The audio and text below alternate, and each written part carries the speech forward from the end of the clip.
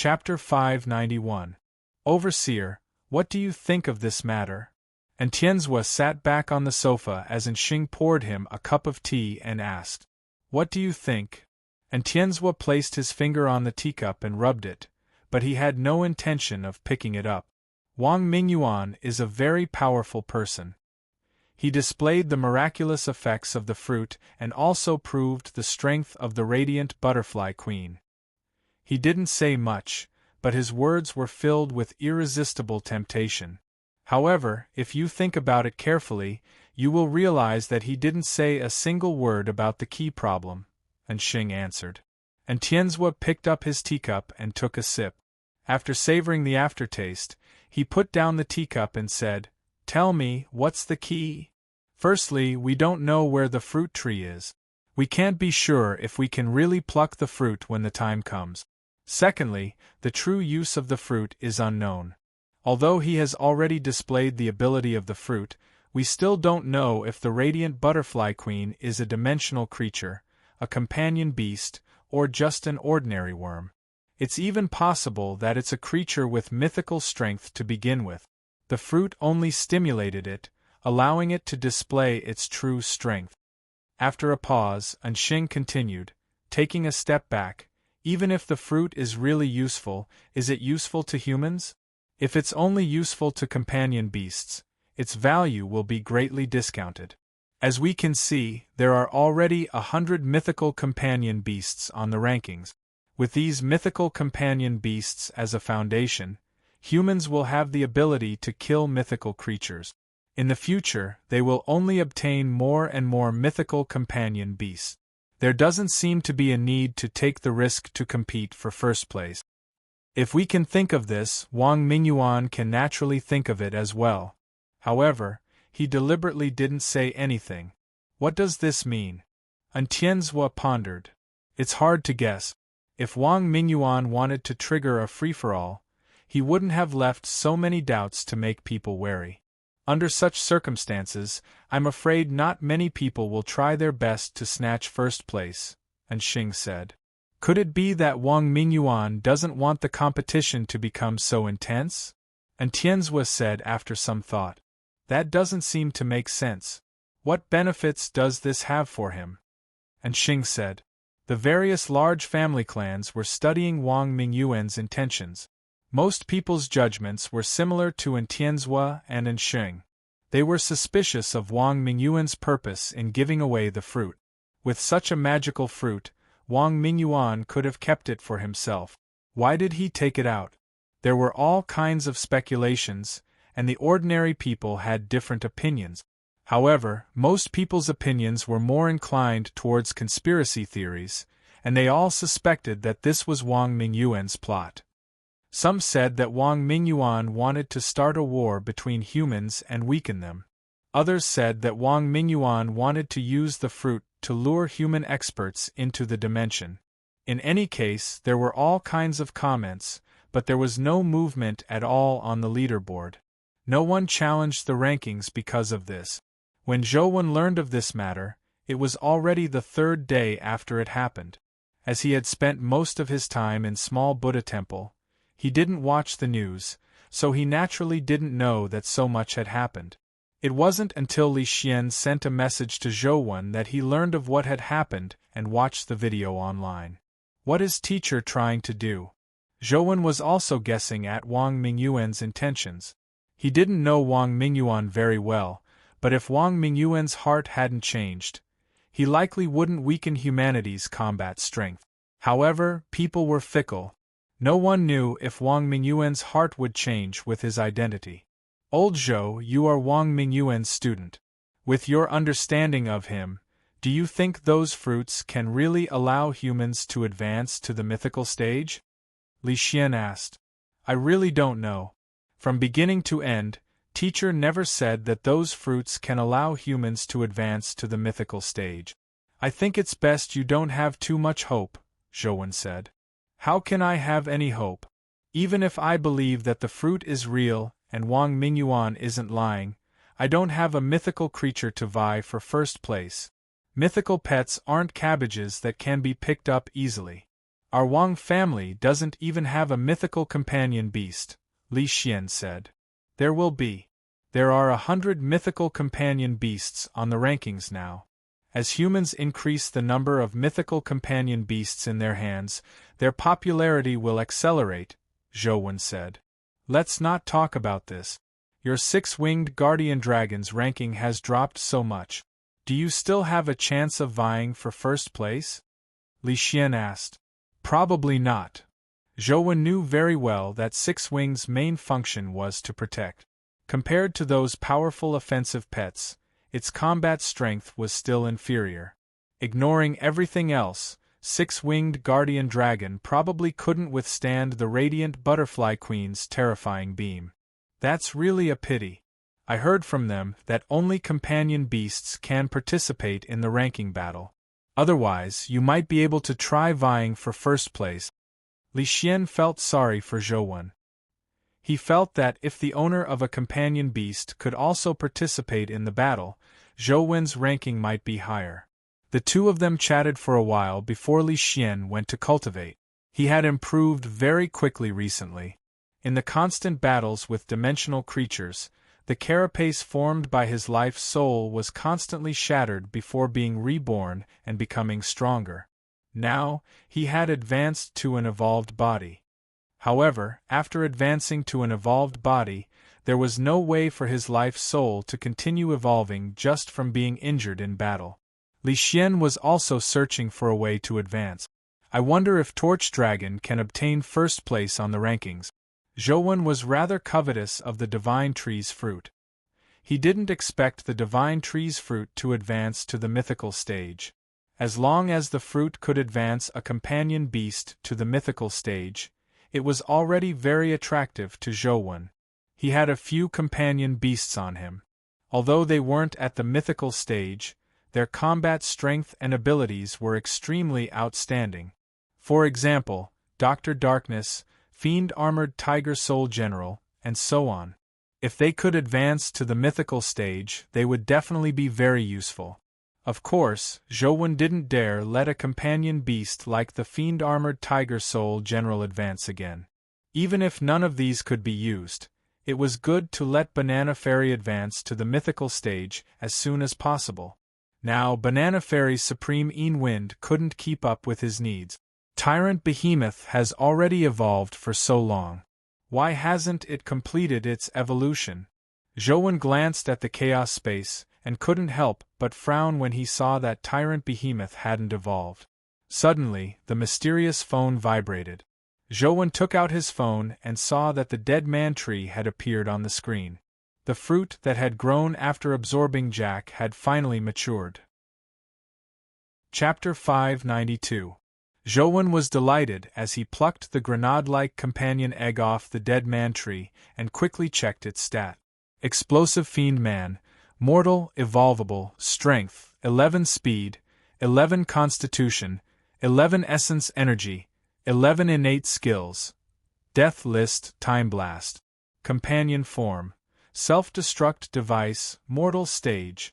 Zhou Wen immediately felt a headache. The time and resources needed to rear a companion beast were astonishing. The main reason was that it wasn't of any use in a short period of time. Zhou Wen carefully read the skill introduction of Explosive Fiend Man. The more he read, the more pleasantly surprised he became. Although he didn't know what Explosive Fiend Man's life providence and life soul would be in the future, just these two skills were already very terrifying. Time Blast was similar to Life Blast, but it was more flexible. It could turn some life forms into time bombs. However, this required preparation in advance. The stronger the life form's energy, the stronger the explosive power. After all, using Time Blast required the target to be still. If he wanted to use it on a living creature, he would have to deal with the target first, which was more troublesome. The truly terrifying skill was the Death List. This skill was clearly fused with the mythical Black Cat's Curse skill. As long as the target signed their name on the Death List, they could control the target's life and death, turning the target into a time bomb. Of course, the Death List was not a physical existence. It could be placed on any piece of paper, jade, wood, or even walls and floors. As long as the other party signed their names, it would be effective. This companion beast was perfect for assassination. As for the explosive fiend man's companion form, it was also very terrifying. As the name suggested, the self-destruct device was a skill that allowed him to explode. This skill could only be used once, and it would explode all of his energy, perishing together with the enemy. For others, this companion state was basically impossible to use. Under normal circumstances, they would not be willing to let the explosive fiend man self-destruct. However, Zhouwen was different. He couldn't make explosive fiend man self-destruct in reality, but he could in the game. Thinking about how explosive fiend man would advance to the deified stage and self-destruct, the power would definitely be terrifying. This was a very extreme companion beast. If used well, it could kill gods and Buddhas. If not used well, it might just be useless trash. I wonder what explosive fiend man's life providence and life soul will be. Without any thought, Zhouwen hatched explosive fiend man. He thought highly of this companion beast and planned on spending a lot of effort to nurture it. After explosive fiend man hatched, a companion beast covered in black-gray armor that looked like a magnetic explosion infantryman appeared in front of Zhouwen. Its height and build were about the same as Jack's, but due to its armor, it was impossible to tell what it looked like. Zhouwen tried explosive fiend man's skill in-game. Typical dimensional creatures didn't know how to sign, so the Death List skill was practically useless. The Time Blast skill could only be used with the help of some plants or animals that could not move. The power of the skill depended on the energy contained in the creature itself.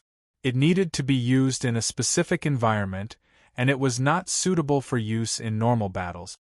His self-destruct device, on the other hand, was a pleasant surprise. When he turned into a self-destruct device, he was like an armor lock, locking all the targets that he could touch, making it impossible for them to escape. The might of the self-destruct was also very powerful. Explosive Fiend Man, who was only at the mortal stage, could heavily injure a legendary dimensional creature when he self-destructed. I have to think of a way to raise Explosive Fiend Man to the mythical stage. In the future, I'll have to rely on him to kill bosses. I'll lock onto a boss and self-destruct. Perhaps I can directly blast a mythical boss to death. Zhouwen felt a little worried as he thought about it. It was relatively easy to advance to the legendary and epic stages, but advancing to the mythical stage was extremely difficult. I'll slowly nurture it and see. Zhouwen attempted to feed Explosive Fiend Man with companion beasts. Thankfully, Explosive Fiend Man wasn't picky with food. Be it companion beasts or companion eggs, he ate them all the same. I wonder if I can use the fruits of the longevity tree to feed Explosive Fiend Man. Zhouwen thought to himself. Demonic Neonate had picked up so many longevity fruits and would ask Zhouwen for one to eat every day. Zhouwen only dared to feed Demonic Neonate these longevity fruit. He didn't dare feed the other pets randomly. Who knew if the longevity fruit would have any side effects? Demonic Neonate was fine after eating the longevity fruit, but it didn't mean that the other pets would be fine after eating it. Therefore, Zhouwen didn't dare feed it randomly. This Explosive Fiend Man was equally terrifying. Zhouwen felt that he could try feeding it the longevity fruit. If he was willing to eat it, his evolution speed would be much faster. However, this seemed a little risky. Zhouwen was somewhat hesitant. Suddenly, Zhouwen thought of something. The longevity fruit could allow people to rapidly evolve, and it could also allow companion beasts to rapidly evolve. This function seemed very similar to the divine fruit. Although the two trees looked different, their functions were very similar. However, the effects of the longevity fruit weren't as strong as the fruits of the divine tree. Back then, Lord Alcohol was already at the epic stage. He had eaten a longevity fruit, but he hadn't truly entered the mythical stage. Zhouwen thought for a moment and didn't take the risk with Explosive Fiend Man. There was only one such companion beast, so it was impossible for a second one to drop. He would rather feed it slowly than let anything happen. When he arrived at small Buddha temple again, Zhou continued training Zero Taboo. After this period of training, the Zero Taboo crystal had already been refined to a crystalline state, resplendent like a diamond. It was very difficult for small Buddha temple's taboo power to melt the crystal like before. Just as Zhou was walking into the temple, the Zero Taboo crystal suddenly emitted a terrifying glow. The crystal was like a Rubik's cube as it spun on its own. The crystal structure was spinning and reforming, making it look extremely mysterious. Is it about to evolve? Zhou was delighted. After training for so long, he had finally waited for Zero Taboo to evolve. As the crystal spun, a strange light was produced inside. The light was extremely strange. It was like a cloud or fog, but it also looked like a nebula. As the blob of light inside changed, the crystal constantly shrank. Before long, the blob of light was larger than the crystal itself, enveloping it in a nebula-like blob of light. Zhou also felt a mysterious power flow out from the nebula, making his body feel more and more relaxed. He could almost no longer sense the taboo power of small Buddha temple. Boom! Suddenly, the nebula blob of light instantly shrank. When it shrank to its limit, there was a huge explosion. The explosion in his sea of consciousness wasn't real, but it made Zhou's consciousness fall into a momentary daze. When he snapped to his senses and looked into his sea of consciousness again, he widened his mouth in shock. Sogu. Chapter 593. He saw that Zero Taboo, which was originally a crystal, had transformed into a baby. It sat cross-legged in Zhou's consciousness space like a crystal jade statue. Furthermore, this baby looked very similar to Zhou himself. Zhou vaguely remembered that there were photos of him when he was young in his hometown. They seemed very similar to the baby in his consciousness space. Zhou was in small Buddha temple, but he didn't sense the taboo powers of small Buddha temple. The baby jade statue didn't emit any light either. Its eyes were closed as though it was asleep. Zhou opened his eyes and switched on the mysterious phone to look at the blood-colored avatar's information. He saw that the name and annotation in the life-soul column had changed. God's retreat, evolved body. Wherever the life-soul goes, the gods will avoid it. This introduction is even more impressive than before, but I wonder what its true effects are? Zhou felt that the annotation was a little too arrogant. It was clear that wherever this life spirit went, even the gods and Buddhas would have to avoid it. How could an evolved life spirit have such a great reputation? However, no matter what, he could indeed sense the growth of the life soul. This was because small Buddha temple's taboo was completely ineffective against the jade infant named God's retreat. Zhou knew that it was probably useless staying here. All he could do was find a taboo land stronger than small Buddha temple and see if he could improve God's retreat. Nothing is taboo and the God's retreat. I wonder what a perfect body will become. Zhou was more curious about the life soul condensed by the Tao body. Unlike other life souls, every evolution of a Tao body life soul seemed to bring about a huge change. Where can there be a taboo power stronger than small Buddha temple? Immortal Seeking Mountain? It's too far. Furthermore, I don't know the way to Immortal Seeking Mountain. Zhou left small Buddha temple and pondered where he should continue cultivating. After some thought, Zhou felt that the best place to go was probably White Cloud Mountain's Jade Emperor Peak. There was an extremely powerful taboo power there, so perhaps it could improve God's retreat further. Zhou had already downloaded the White Cloud Mountain dungeon into his phone, but the name was Demon Suppression Mountain. After opening the Demon Suppression Mountain dungeon, the blood-colored avatar appeared outside Jade Emperor Peak's entrance. Zhou still remembered that the last time he stepped into the mountain, Zero Taboo had lasted less than 10 seconds before nearly exploding. I wonder how long I can last now? Zhou activated God's retreat life soul and controlled the blood-colored avatar to walk into Jade Emperor Peak. The moment he entered, the god's retreat life soul opened its eyes and its crystalline body emitted a strange treasure glow. Then, Zhouwen saw a strange force surge towards the baby jade statue. Unlike the zero taboo from before, the baby jade statue's life soul actually absorbed the mysterious taboo power into its body and made it its own. Not only did the taboo power fail to injure, but it also strengthened the baby glow, protecting him. God. What a powerful life spirit. Doesn't that mean I can come and go freely on Jade Emperor Peak? I don't have to worry about the length of time? God Zhouwen controlled the he walked and said. 1. He followed the stone steps and didn't go far before he saw a hall. There was a stone beast statue on each side of the hall's door. The stone beast statues looked rather strange. The two stone statues were squatting and looked like stone tigers, but they had curved horns on their heads. Their bodies were engraved with patterns like fire clouds. What was even stranger was that the two stone tigers had a word engraved on their foreheads. The stone tiger on the right side of the door had the word suppress engraved on its forehead, while the stone tiger on the right had the word demon. Just as Zhouwen approached the hall, he saw the word demon suppression on the two stone tigers' foreheads light up. As the word demon suppression lit up, Zhouwen realized that the strange power in the god's retreat jade infant's body was like a river flowing backwards. It surged into the jade infant's body, causing it to reveal a look of pain.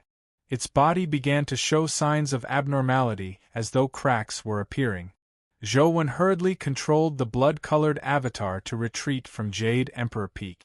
Although the god's retreat jade infant didn't have the ability to make the deities retreat, its ability was indeed much stronger than zero taboo. Furthermore, it could absorb the taboo power. However, the power of the word, demon suppression, was too powerful, preventing the jade infant from digesting it in time. Although I can't enter the hall, I've finally found the method to evolve the jade infant. In the future, I'll just cultivate in Jade Emperor Peak. It's only a matter of time before I advance to a perfect body. Zhouwen was considering if he should personally make a trip to White Cloud Mountain. Otherwise, he would only be able to stay in-game on Jade Emperor Peak. He wouldn't be able to grind other dungeons. I'll make a trip to White Cloud Mountain. Perhaps I'll have a chance to see the Immortal Palace phenomenon. After some consideration, Zhouwen decided to make a trip to White Cloud Mountain in reality. He told Anxing, Li Xian, and his other friends that he was heading to White Cloud Mountain.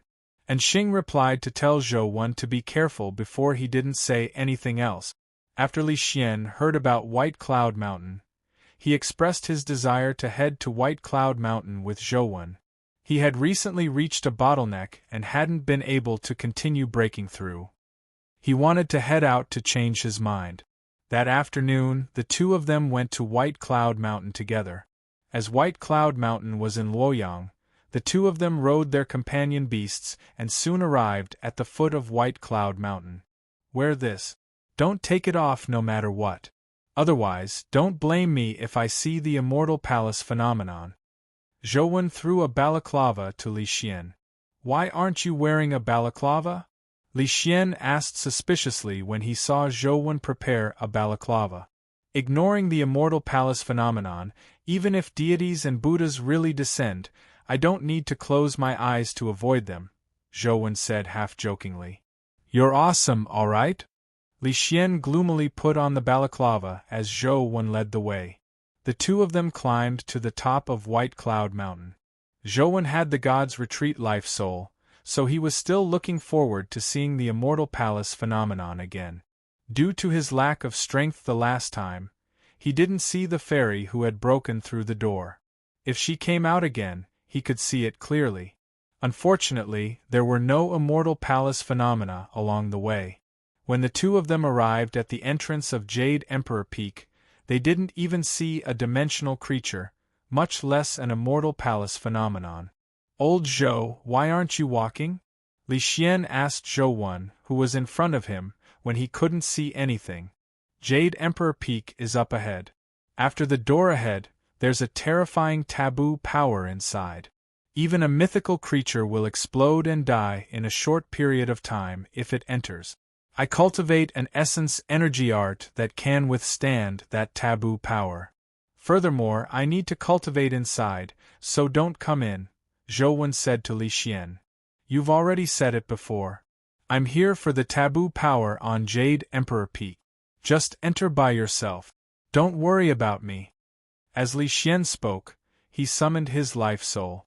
A black carapace enveloped his body as a black evil aura rose from it. He looked evil and powerful, completely different from Li Xian's usual demeanor. Chapter 594. Don't mess around. The taboo power here is too strong. It'll really kill you, Zhou said. I'm just afraid it's not strong enough, Li Xian said as he stepped onto the stone steps of Jade Emperor Peak. Just as he walked in, the carapace on his body crackled. A large number of cracks appeared on it, and blood flowed out. In the next second, Li Xian had already leaped out. When he landed, most of his carapace had shattered. Only a few pieces were left hanging on his body. His body was covered in blood and wounds were everywhere. It was as though he had just been fished out of a pool of blood. Are you all right? Zhou hurriedly went over to check on Li Xian's injuries. They were shocking. He could see bone-deep wounds everywhere. I'm fine. It's really strong. This is the place. This is my cultivation ground. Li Xian struggled to get up. The injuries on his body were healing at a discernible speed. Even the shattered carapace was rapidly growing back amidst the black-gray flames. In just a moment, Li Xian's injuries and carapace had completely recovered. It was as though he had never been injured. Don't worry about me. Do what you need to do. As Li Xian spoke, he rushed into Jade Emperor Peak again. In the next second, Zhou saw him fall out covered in blood again. Seeing that he was fine, Zhou walked into Jade Emperor Peak himself. With God's retreat absorbing the taboo power and protecting his body, he naturally wouldn't be as miserable as Li Xian. Not daring to touch the two demon suppression beasts, Zhou sat on the stone steps and gamed. He allowed the Jade Infant to absorb the taboo power on Jade Emperor Peak and slowly become stronger. Bam! Bam! On Jade Emperor Peak, there would be screams and the sound of someone falling. Even Zhou was somewhat surprised by Li Xian's perseverance.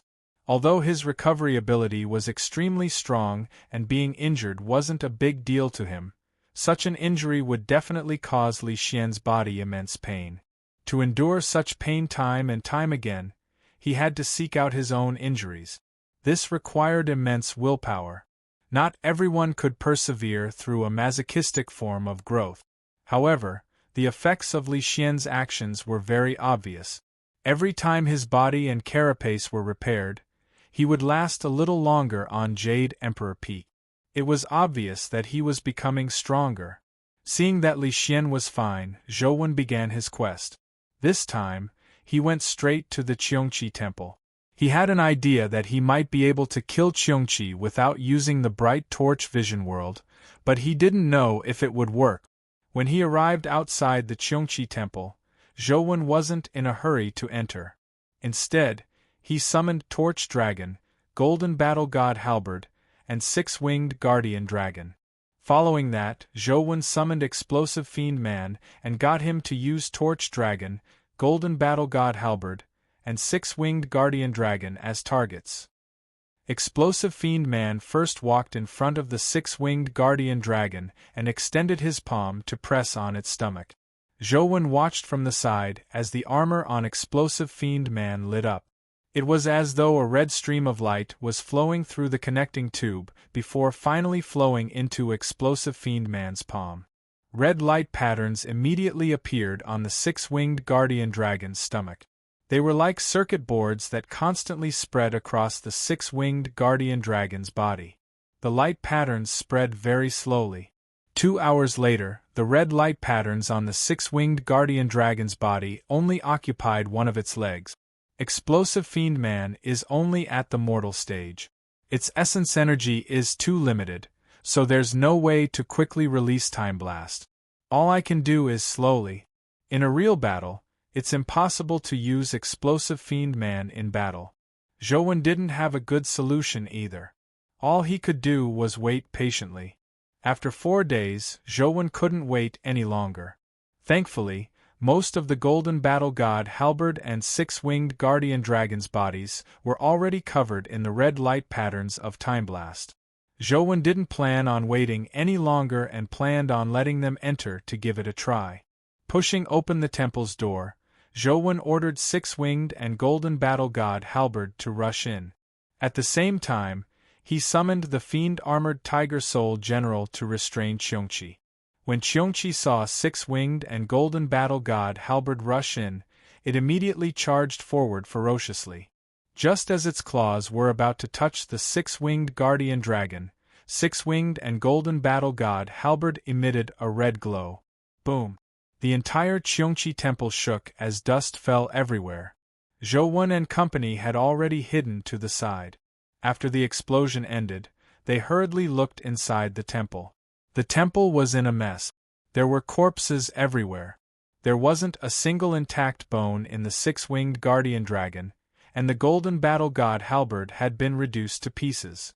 However, it could still be seen that the explosion of their bodies wasn't sufficient. The energy utilization was very low.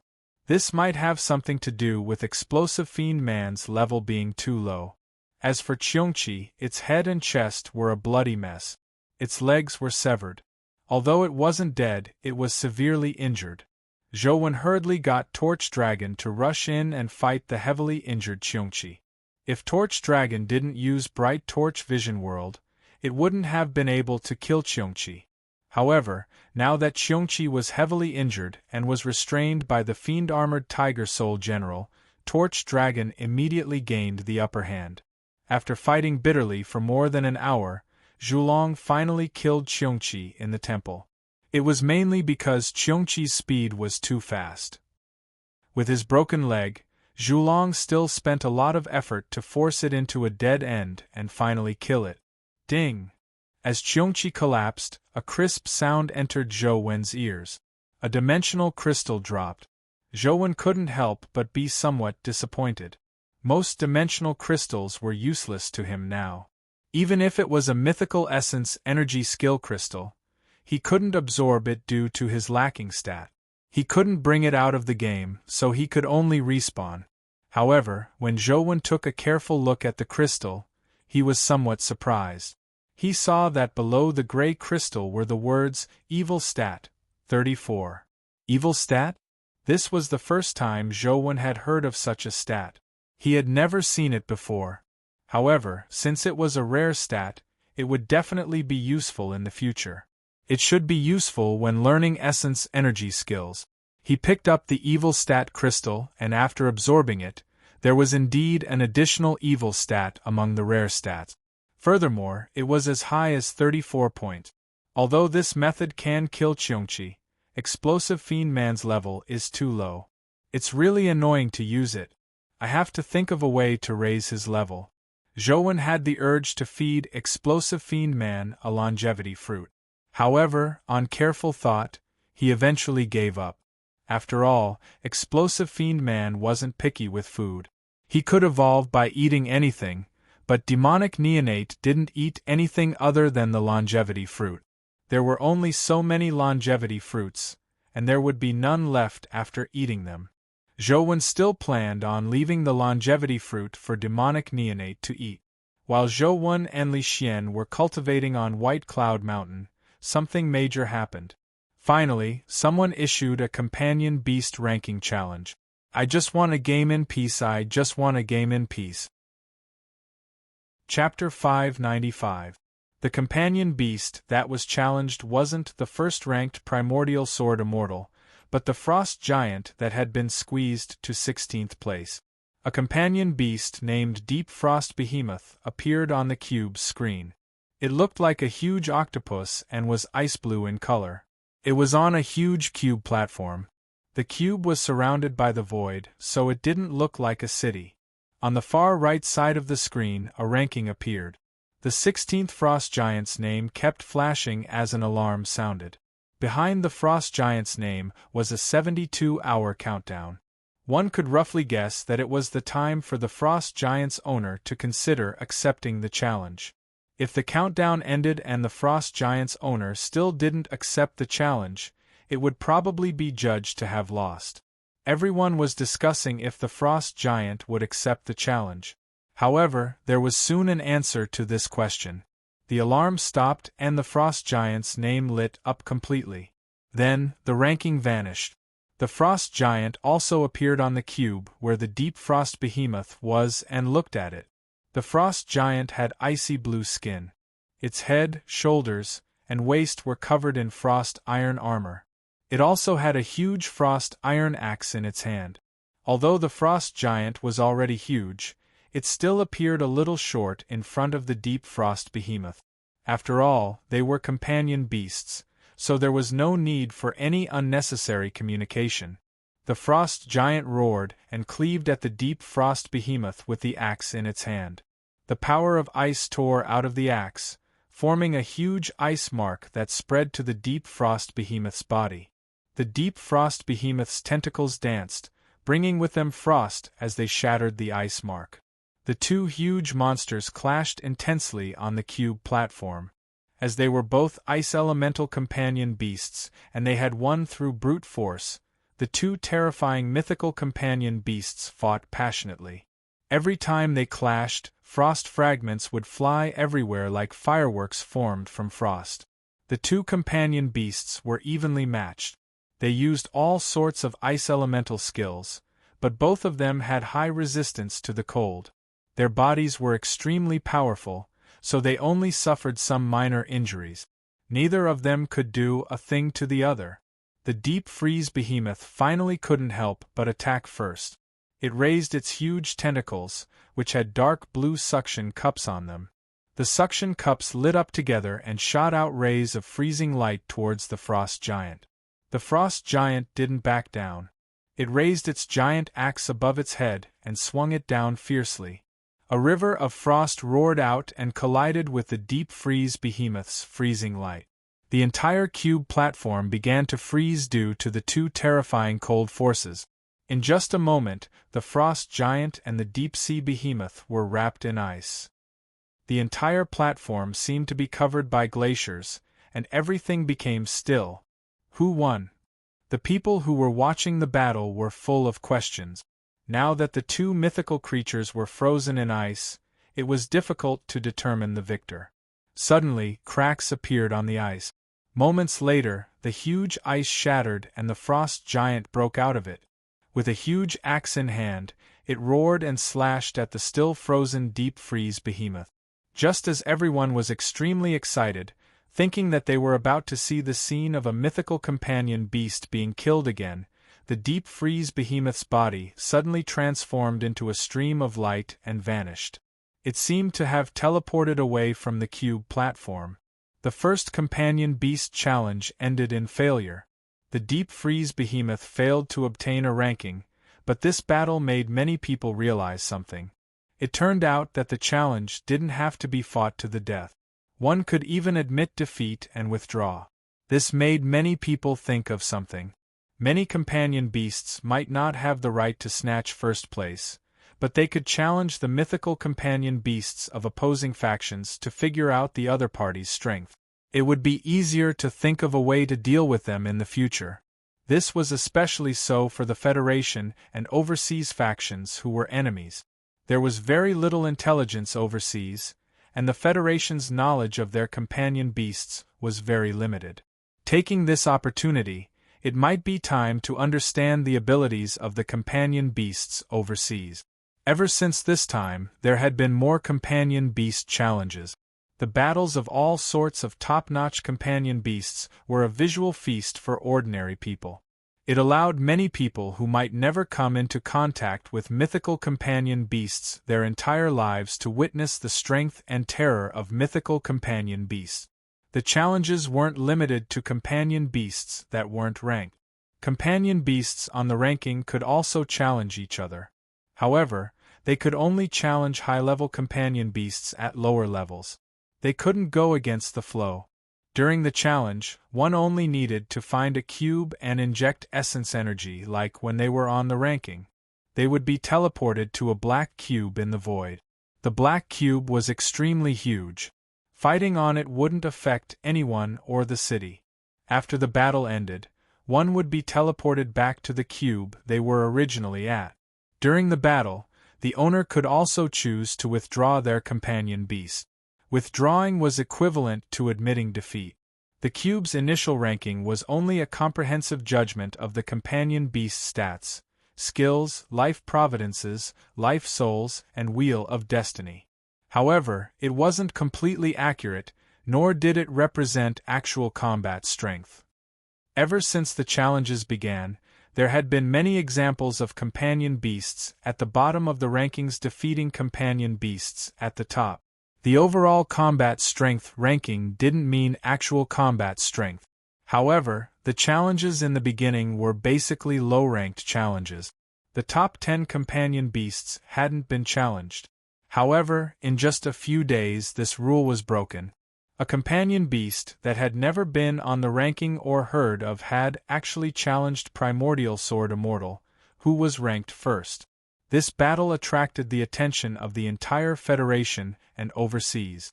To be ranked first, even if it was just the judgment of the cube, Primordial Sword Immortal's strength wasn't to be underestimated. From the looks of it, someone finally can't help but want to probe Primordial Sword Immortal. Do you think that Dark Demon Snake is from the Federation or overseas? And Tianzhua asked Sheng as he watched the video broadcast. It's possible, but I think it's more likely overseas, and Sheng replied. Why? And Tianzhua asked with interest. Although we haven't found out who Primordial Sword Immortal's owner is, based on Primordial Sword Immortal's appearance and other aspects, the possibility of it being a companion beast from the Federation is very high. Logically speaking, the overseas factions should be in a hurry to understand its abilities, and Sheng answered. That makes sense. Then, let's see how much strength that Darkness Fiend snake can force out of Primordial Sword Immortal. And Tianzhua's gaze landed on the screen again. Sogu. Chapter 596. All the factions that had designs on the divine fruit were paying close attention to this battle. If they wanted to obtain the right to pluck the divine fruit, they had to pass the obstacle of Primordial Sword Immortal. However, no one knew what abilities Primordial Sword Immortal had to obtain such an evaluation from the cube. It had always been ranked first, and no companion beast could pose a threat to it. Even a powerful mythical companion beast like Death of the Underworld could only be inferior to it. The Federation knew Death of the Underworld rather well. It was considered one of the top companion beasts among the 6 families. Its strength was extremely terrifying. Dark Demon Snake was a gigantic snake.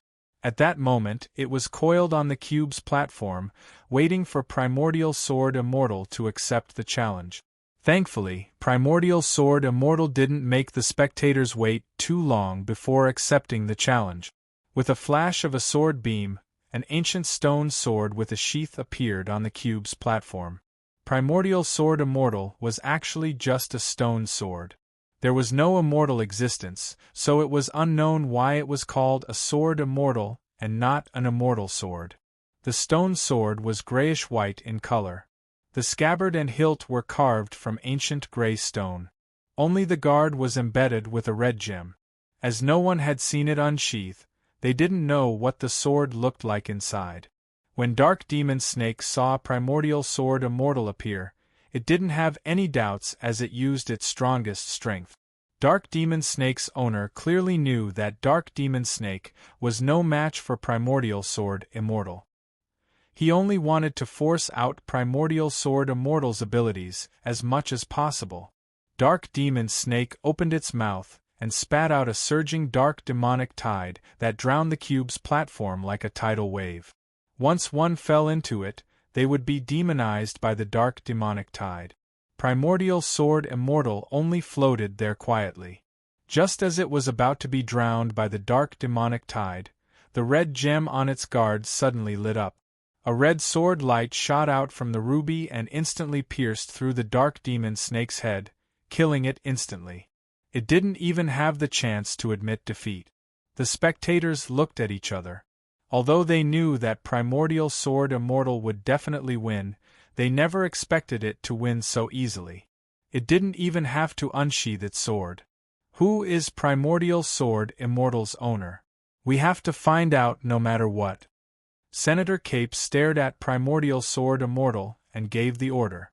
The other great families, and even those from overseas, issued the same order. On the ranking, Primordial Sword Immortal was indeed very strong. Even though they hadn't seen Primordial Sword Immortal's true strength, just that strike alone was enough to make them feel fear. Even the 6 families did not have absolute confidence in defeating Primordial Sword Immortal on the stage. Even if they could defeat it, they would probably have to pay a huge price. However, it would be different if he could find Primordial Sword Immortal's owner. No matter how strong a companion beast was, its owner was at most at the epic stage. Dealing with an epic human was naturally much easier than dealing with a terrifying Primordial Sword Immortal. The rules in the arena were rigid, but in reality there were many ways to win. It was not necessary to defeat Primordial Sword Immortal. Zhou and Li Xian had no idea what had happened on White Cloud Mountain. Over the past few days, they had been training themselves with all their might. The Jade Infant absorbed a lot of taboo power and did change in the beginning. The treasure glow on its body became stronger and stronger, but in less than 2 days, it didn't change much when it absorbed the taboo power again. From the looks of it, the taboo power here was useless against the Jade Infant. Zhou had no choice but to activate the Demon Suppression Stone Beast and use its power to stimulate the Jade Infant to continue evolving. In the end, this move was really useful. However, this way, Zhou was about the same as Li Xian. Li Xian was injured every time he entered Jade Emperor Peak. As for Zhou, every time he approached the Demon Suppression Stone Beast, the Jade Infant would swell to the point of exploding. It needed to rest for half a day before the Jade Infant could completely digest the powerful taboo power it had absorbed. Zhou continued grinding, while the Jade Infant was digesting the taboo power. Explosive Fiend Man took too long to use Time Blast. With so much time, Zhou might as well grind Medusa a few more times. After grinding for so long, he still hadn't obtained a Medusa companion egg. He had obtained quite a number of Essence Energy Skill Crystals, but his stats were insufficient. He couldn't absorb them at all, so he could only respawn. Ding! When Zhou went to grind the Golden Battle God Halberd again, another Golden Battle God Halberd companion egg drop. Its stats and skills were about the same as the first Golden Battle God Halberd. There wasn't much difference. With the second Golden Battle God Halberd, Zhou held one while the other attacked automatically. Killing mythical creatures became much easier and faster. However, Zhou felt that the 2 Golden Battle God Halberds were a little repetitive. If only I could fuse them. Zhou took a look and realized that the Golden Battle God Halberd could indeed be fused. However, its compatibility with ordinary epic companion beasts wasn't very high. For the time being, there weren't any good choices for fusion, so Zhou had no choice but to dismiss the thought. After grinding the rare dimensional creatures, Zhou went to Deer Terrace Pavilion. With the 4 mythical companion beasts, even without using Bright Torch Vision World, he could storm his way to Deer Terrace Pavilion. Just as he was about to kill the 6 mythical fox demons, he suddenly felt a glow appear in front of him. He looked up and saw the scene of a Jade Immortal Palace appear above the sea of clouds. Immortal Palace Phenomenon. Li Xian, quickly close your eyes, Zhou hurriedly reminded Li Xian. As he hadn't discovered the Immortal Palace phenomenon over the past few days, Li Xian usually didn't wear a balaclava. Thankfully, Li Xian knew that the Immortal Palace phenomenon was dangerous, so he usually didn't look at the sky. He only looked in the direction of Jade Emperor Peak.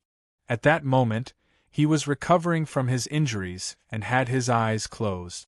When Li Xian heard that, he hurriedly took out a balaclava and put it on his head to prevent himself from accidentally seeing the immortal palace phenomenon. Zhou Wen naturally wasn't afraid of the phenomenon as he stared at the pavilions in the clouds. There were also many fairies surrounding them. However, the immortal palace he saw this time seemed somewhat different from the one he had seen previously. He didn't see the palace from before, nor did he see the fairies that had broken out of the door. Just as Zhou Wen was feeling disappointed, he suddenly saw a strange scene appear in the immortal palace phenomenon. He saw two beams of light, one green and one purple, pass through the immortal palace phenomenon like two rainbows. They constantly entangled, circled, and danced. Zhou Wen carefully looked at the two beams of light, but he couldn't see them clearly. All he could see were streams of light dancing. At the same time, two inexplicable pressures made his heart tremble. He felt as though his body would be penetrated by the two beams of light at any moment. Chapter 597.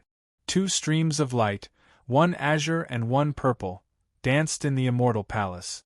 Even the fairies and immortal children dodged, afraid that they wouldn't be able to avoid them in time. Instantly there was chaos. Even the jade buildings cracked when the two streams of light touched them. Zhou Wen couldn't see what was inside the two streams of light, but just from their auras, he could tell that they were indestructible. It was as though everything in the world would be mercilessly sliced apart if they stood in front of them. Thankfully, Zhou Wen's willpower was extremely firm. Otherwise, just the aura of the purple and azure light would have left him terrified. Just as he was wondering what the purple and azure light were, he suddenly saw the two beams of light that were originally entangled separate. The azure light landed on the top of a jade pavilion, while the purple light landed on a small building. Only then did Zhou Wen see clearly that the azure light was an azure bird, while the purple light was a purple bird. The two birds looked somewhat similar. They had long feathers and a phoenix tail. Their bodies suffused an immortal glow, making them look extremely beautiful. Zhou Wen didn't recognize what birds they were, but at the instant they spread their wings and took off again, Zhou Wen saw the way they took off. He immediately found it extremely stunning. All of this happened in an instant. Zhou Wen could only see their postures when they took off. After they took off, he couldn't see their figures clearly anymore. All he could see were two streams of light, one blue and one purple, flying around the immortal palace. After watching for a while, the immortal palace phenomenon vanished. However, the way the two birds took off was imprinted in Zhou Wen's mind. He couldn't get it out of his mind. "Old Zhou, what's in that phenomenon? Tell me." Li Xian couldn't see it, but he was somewhat tempted, so he asked Zhou Wen. "In the phenomenon is an immortal palace with pavilions and buildings. Fairies and immortal children are flying in them. There are also two birds. One is azure, and the other is purple." Zhou Wen gave a rough description. After the phenomenon, Zhou Wen kept pondering over the flying postures of the two birds. He had a nagging feeling that their postures were very different from the flying postures of fairies. They were two completely different styles. I wonder if I can fuse the flying postures of those two birds into my movement technique. Unfortunately, I only saw their takeoff postures. There's too little information for reference. As Zhou Wen was pondering, he felt a strong thought transmit to him. Zhou Wen was delighted when he sensed the thought. He hurriedly looked at the chaos space, and saw that Tyrant Behemoth had finally completed its evolution. It had already broken out of its shell. A terrifying beast the size of a mountain stood in the primal chaos space. Its body was like black iron, and it had two horns on its head. Its tail was like a giant whip, and its fingers were like iron hooks. The motorcycle that Zhou Wen had placed in the chaos space was as tiny as an ant in front of the behemoth. Zhou Wen couldn't estimate how big it was. Zhou Wen was naturally happy that Tyrant Behemoth had advanced to the mythical stage, but this left him in a dilemma. Where should he put such a huge companion beast? It was fine inside the primal chaos space, but if it came out, most likely this Jade Emperor Peak would not be able to contain its body. Just as Zhou Wen was in a dilemma, he saw Tyrant Behemoth's body slowly shrink. In just a moment it went from a mountain-like behemoth to about 3 meters tall. It can actually become smaller? Zhou Wen was overjoyed as he summoned Tyrant Behemoth back to his body and entered the game to check its information. Tyrant Behemoth. Mythical, evolvable, life providence, immense strength life soul, violent crown wheel of destiny, absolute strength 1 speed, 1 constitution, 1 essence energy, 1 talent skill, mountain devouring companion form, boxing glove. Tyrant Behemoth stats were very good. Just like Torch Dragon, they had reached the maximum of 1 point. The other aspects were the same as before its evolution. However, after advancing to the mythical stage, he had gained the Wheel of Life Soul, absolute strength. Zhou Wen had only learned that the effects of strength were mutual, but he didn't know what absolute strength was. He carefully checked absolute strength's introduction. Absolute strength. A miracle that can crush everything with strength. To what extent can one's strength crush everything? Zhou Wen activated the game dungeon. Coincidentally, he had been in front of Deer Terrace Pavilion previously. Zhou Wen summoned Tyrant Behemoth to see how strong its Wheel of Destiny was. The blood-colored avatar hid outside with 6-winged Torch Dragon and the 2 golden battle god halberds by its side. However, it didn't let them enter the ancient building. Only Tyrant Behemoth rushed in. When Tyrant Behemoth entered the ancient building, it immediately alarmed the 6 Fox Immortals. One of the colorful Fox Immortals shot out a colorful beam of light that slashed at Tyrant Behemoth. However, Tyrant Behemoth didn't attack. All it did was open its mouth and bite, sucking the colorful light into its stomach as though it was drinking cold water. Holy sh*t, this mythical mountain-devouring skill is a little powerful. It can even devour mythical essence energy skills? Zhou Wen was delighted. The 6 Fox Immortals attacked Tyrant Behemoth together. Tyrant Behemoth opened its mouth and swallowed all sorts of essence energy skills. It was domineering, violent, and unreasonable. The 6 Fox Immortals weren't stupid either. They attacked Tyrant Behemoth from different directions. Tyrant Behemoth only had 1 mouth, so it immediately couldn't handle it. All sorts of colorful lights struck Tyrant Behemoth's body. Tyrant Behemoth roared as a crown appeared on its head. Its physique immediately increased as it used its body to block the colorful lights that struck its body. The Fox Immortal's attacks could only leave shallow wounds on its body. However, the Fox Immortals were good at movement techniques and illusions. Tyrant Behemoth's speed and strength were much stronger than theirs, but it couldn't hit them every time. Often, a fierce claw strike only hit their illusions. In its rage, Behemoth finally used its Wheel of Destiny. A black light appeared on Tyrant Behemoth's body as though all light was absorbed when it landed on it. Boom! The floor beneath Behemoth's feet collapsed. It wasn't just the floor that collapsed. Even space seemed to be crushed by Behemoth's strength, producing a spatial collapse vortex. Everything around it flew towards Behemoth. Behemoth was like a black hole that attracted everything around it. The 6 Fox Immortals were no exception.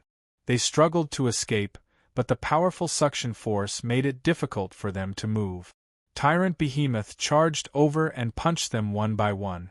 In a moment it smashed the 6 Fox Immortals to pieces.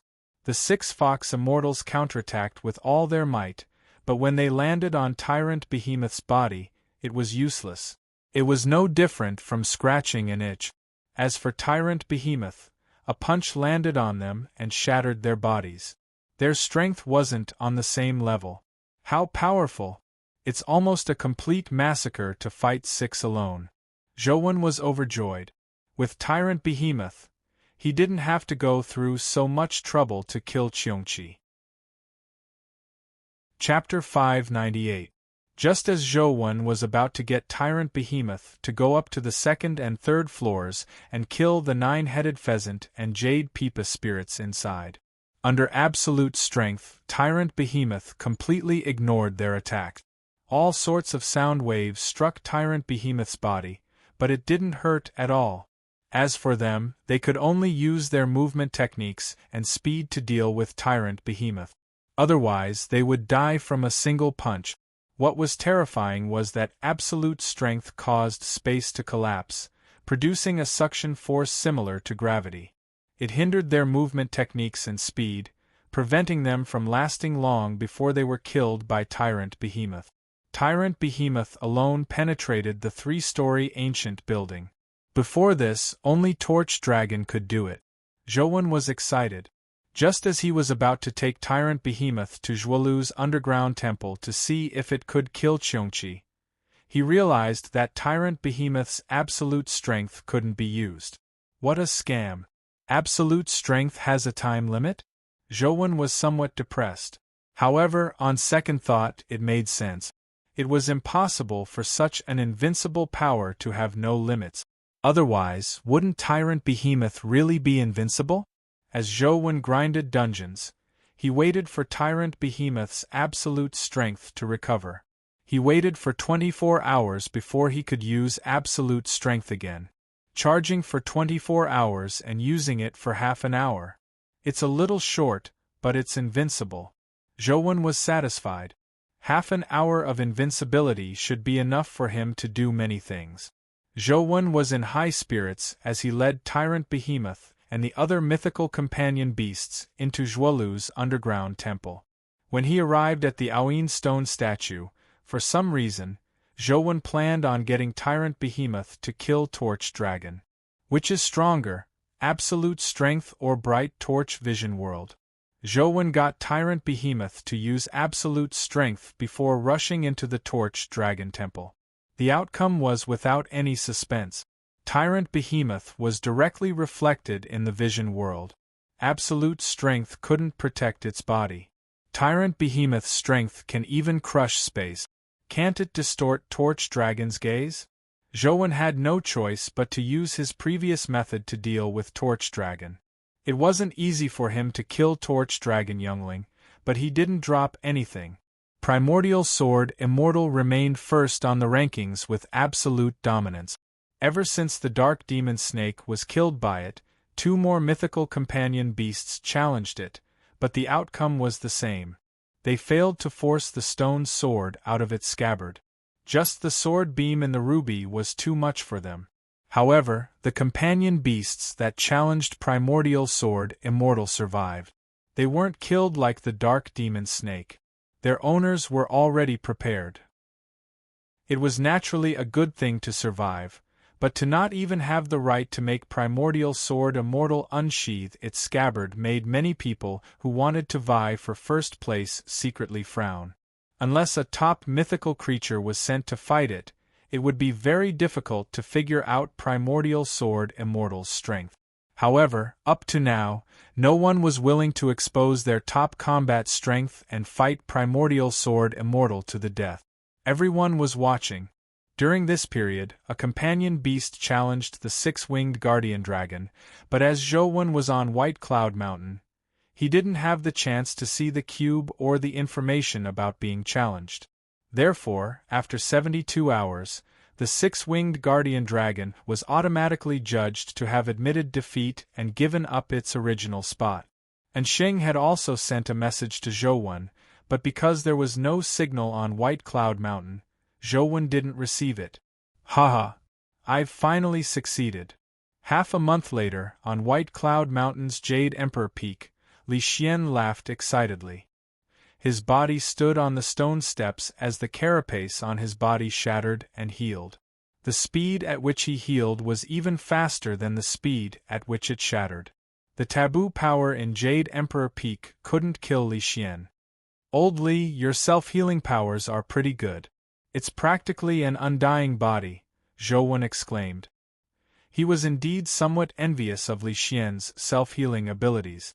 Although the small perfection of wisdom was also a constitution enhancement, it was very different from the typical constitution enhancement. In terms of self-healing, it was much worse than Li Xian's. It's strong enough, But it really King hurts. Li Xian retreated from Jade Emperor Peak and said with a grimace. Wounds could heal, but it was impossible to eliminate the pain when injured. Old Zhou, I have to go back first. Do you want to go back with me? Li Xian said to Zhouwen. I still need to cultivate here for a period of time. You can go back first. By the way, remember to prepare the things I asked you to buy for me. I'll be using them when I return in a few days. Zhouwen still remembered that the things the Arch wanted weren't too valuable, so there was no need to fall out with her because of this. Furthermore, Zhouwen was very interested in the Thearcha's pet skill Insight Fluid. Typically, companion beasts that dropped wouldn't have all their skills, especially mythical pets. Most mythical creatures had many skills, but the companion eggs that dropped typically only had 4 skills. If the pet skill Insight Fluid was useful, it might allow mythical companion beasts to have all their skills. Just like the 6-winged guardian dragon, it lacked several skills. If it could comprehend those skills, its combat strength could increase a little. I got someone from the purchasing department to buy them. They should be almost done now. I'll go back and take a look.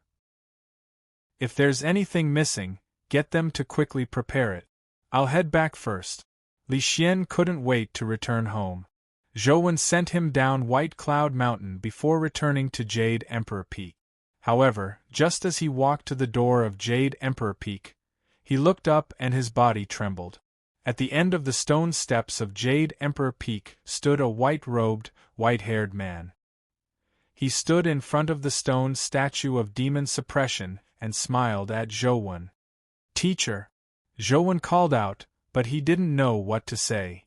I've implicated all of you, but you're still willing to call me teacher. It makes me feel ashamed, Wang Mingyuan said with a sigh. You taught me before, so it's only right for me to call you teacher. Zhouwen looked at Wang Mingyuan and continued, Teacher, may I ask why you used the divine fruit to start the ranking battle? Would you believe me if I said that I only wanted to give the fruit away? Wang Mingyuan said to Zhouwen with a faint smile. Zhouwen didn't say a word, but Wang Mingyuan laughed. You're still the same as before. You haven't changed at all. You're so stubborn and don't know how to hide your heart. Teacher, you didn't come here just to tell me this, right? Zhouwen asked. I only came here to retrieve something. I never expected to meet you. Since we're fated to meet again and you're still willing to call me teacher, I'll tell you a secret. Wang Mingyuan pointed at his feet and said, There's a demon at the foot of the mountain that can help you break through to the mythical stage. Sogu. Chapter 599. What's a demon? Zhouwen asked in puzzlement. It's just a title. You can also call him a guardian, Wang Mingyuan answered. Do you want me to advance to the mythical stage with guardian spirit casting like you? Zhouwen asked Wang Mingyuan. He actually wanted to know if Wang Mingyuan had used spirit casting to advance to the mythical stage. Did Xia give you spirit casting? Wang Mingyuan frowned slightly. Yes. Zhouwen nodded. Wang Mingyuan sighed and said, The human body is congenitally deficient. If you want to advance to the mythical stage, you have to think of a way to make up for it. Now, there are 2 feasible paths. The first is to contract a guardian and use the guardian's body to advance to the mythical stage to continue down the path. This path may seem simple, but in fact, the requirements are extremely high. If one doesn't have a compatible physique and talent with a guardian, it will be extremely difficult to obtain the guardian's recognition. Even if one obtains its recognition, they will be abandoned if they can't meet the guardian's requirements in future battles. Choosing this path is equivalent to boarding a train that can't be stopped. There's no possibility of retreating. Once you fail, there will be nothing left. You will fall straight to the bottom. After a pause, Wang Mingyuan continued, The second path is spirit casting. You can use the bodies of powerful creatures to make up for your shortcomings. You can choose mythical creatures or guardians as the target of spirit casting. Both have their advantages and disadvantages, but guardians are closer to human form. After spirit casting, your body will still maintain most of its human form, but that's all. What Wang Mingyuan said was similar to Zhou Wen's previous guess. He couldn't help but ask, can humans really not rely on their own bodies to advance to the mythical stage? It's difficult. Wang Mingyuan looked at the churning sea of clouds outside the mountain and said, everything has its limits. Just like many human sports before the dimensional storms, such as the 100-meter sprint. It was rather easy to improve in the beginning, but when this result reached about 10 seconds, the breakthrough of the limit became negligible. This is because 10 seconds is almost the limit of humans.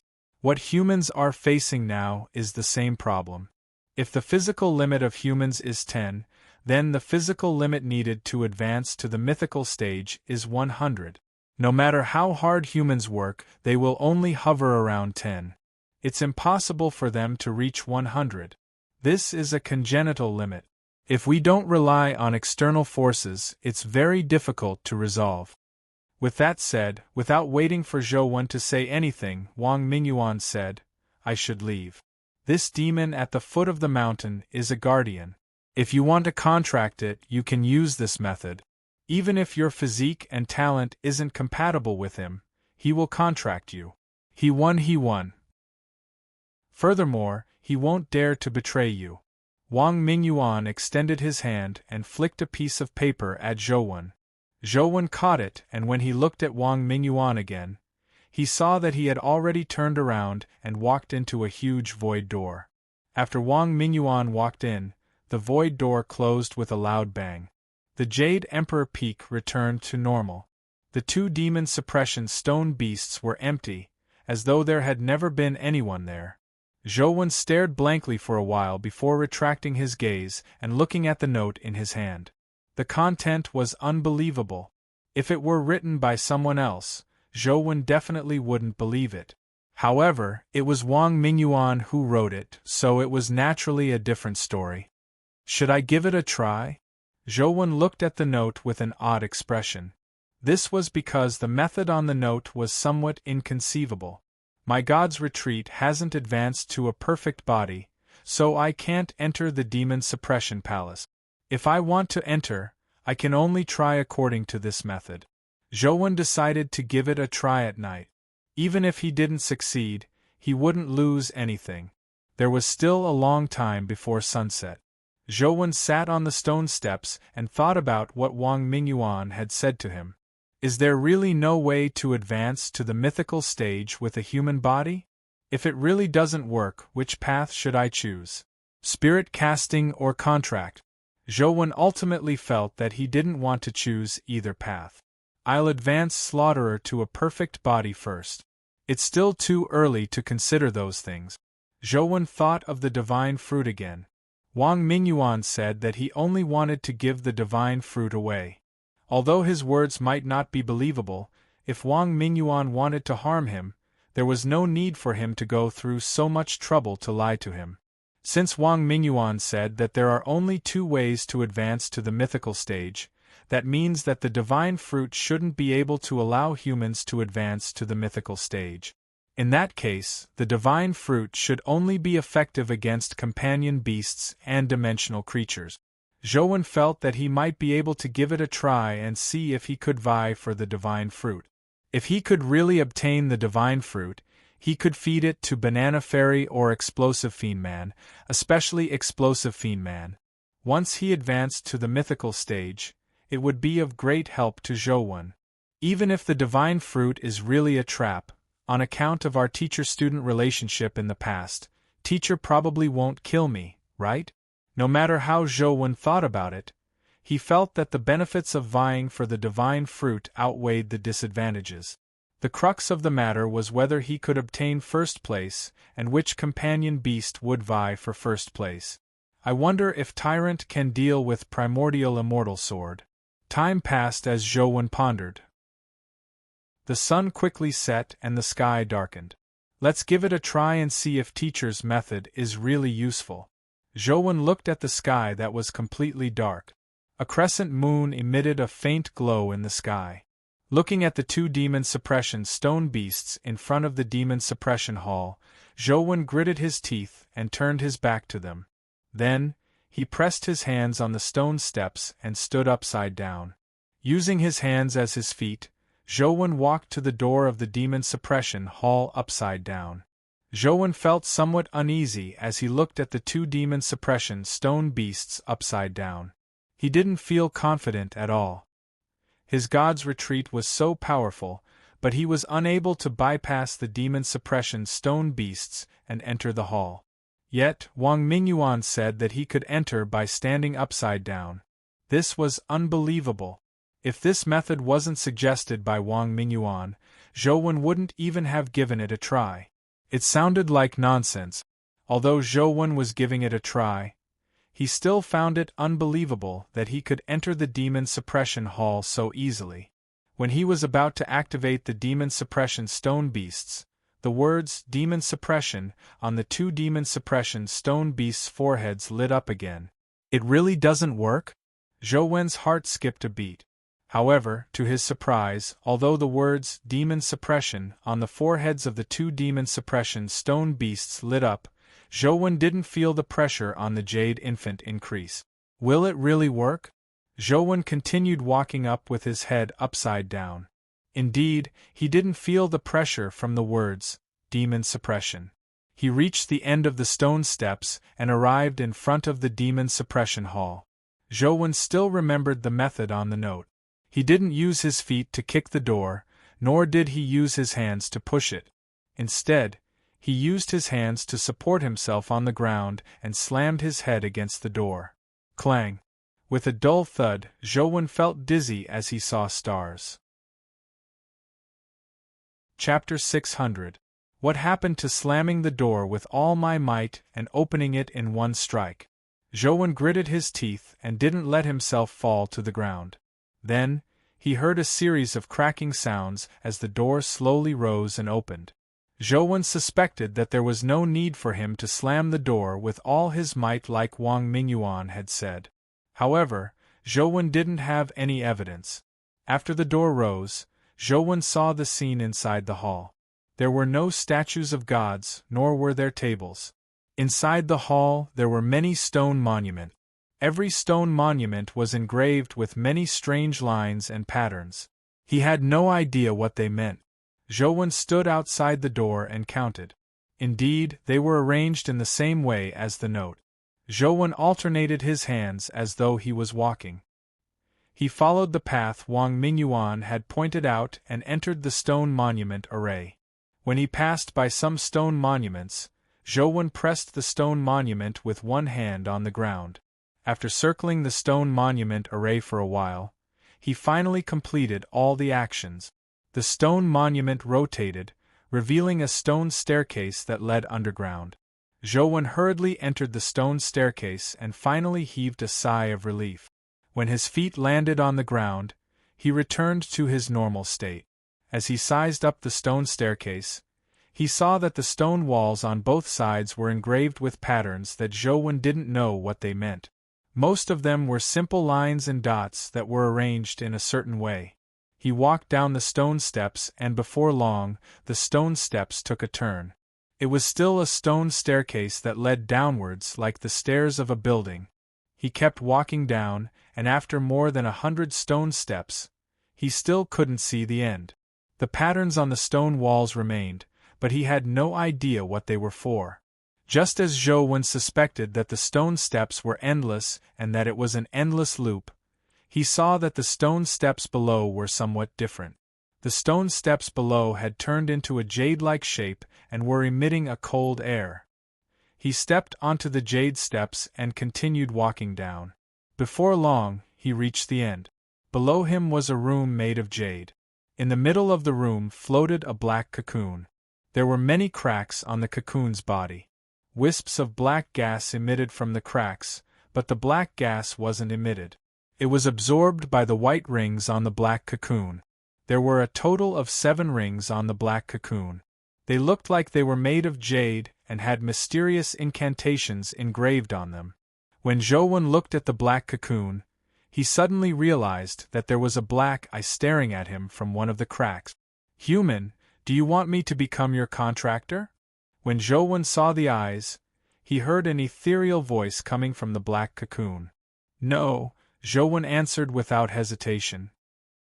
He could naturally tell that there was something wrong with the guardian inside the black cocoon. There were no mythical creatures protecting him here. Furthermore, the black cocoon was clearly imprisoned. This was completely different from the guardians he had seen before. Human, don't you want great power? As long as you form a contract with me, you can obtain immense power and advance to the mythical stage. The voice from the black cocoon sounded again.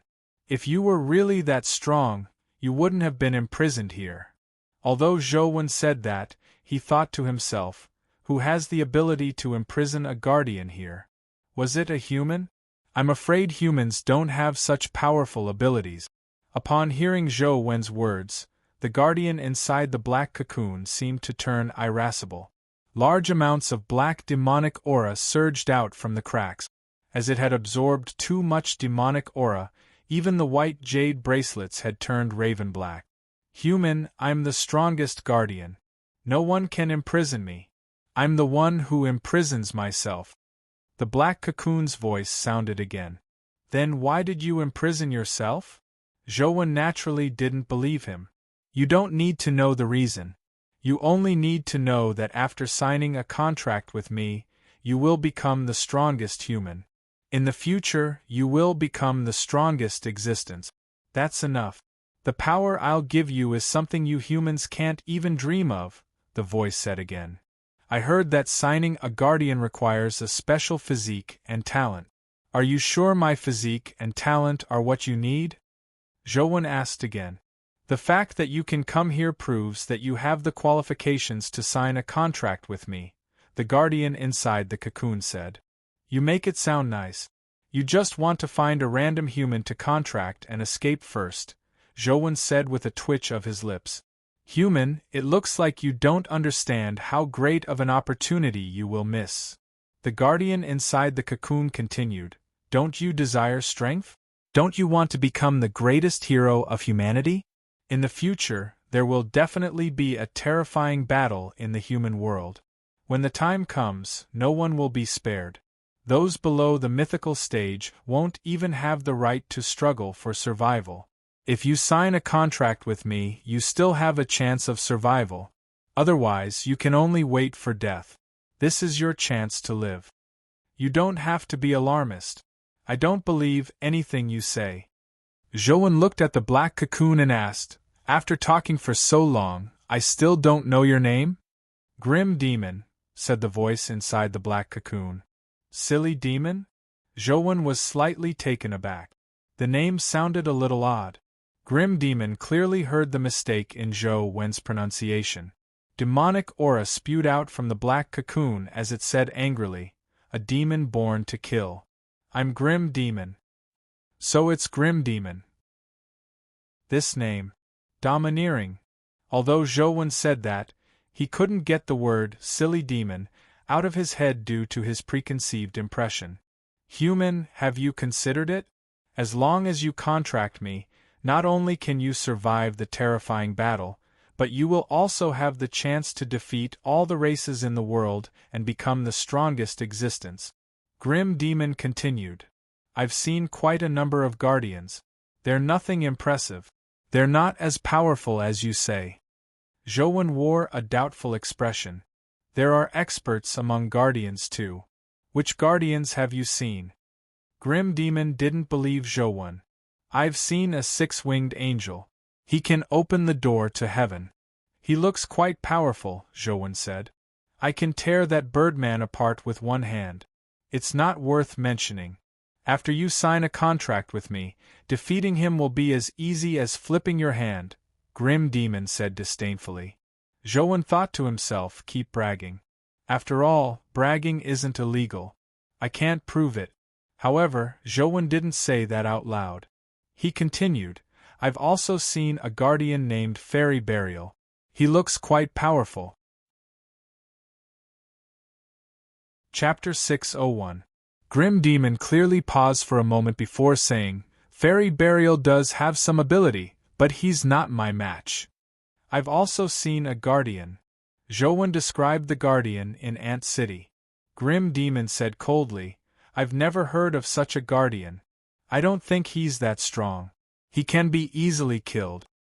You say you're powerful, but you can't prove it. How can I believe you? Zhouwen naturally didn't believe Grim Demon's bragging. He then asked, How do you classify the strength of guardians? You will naturally know after you contract me. Grim Demon didn't answer Zhouwen's question. Forget it. I see that the other guardians have mythical creatures protecting them. Only you are imprisoned here. It's obvious that you're not up to par.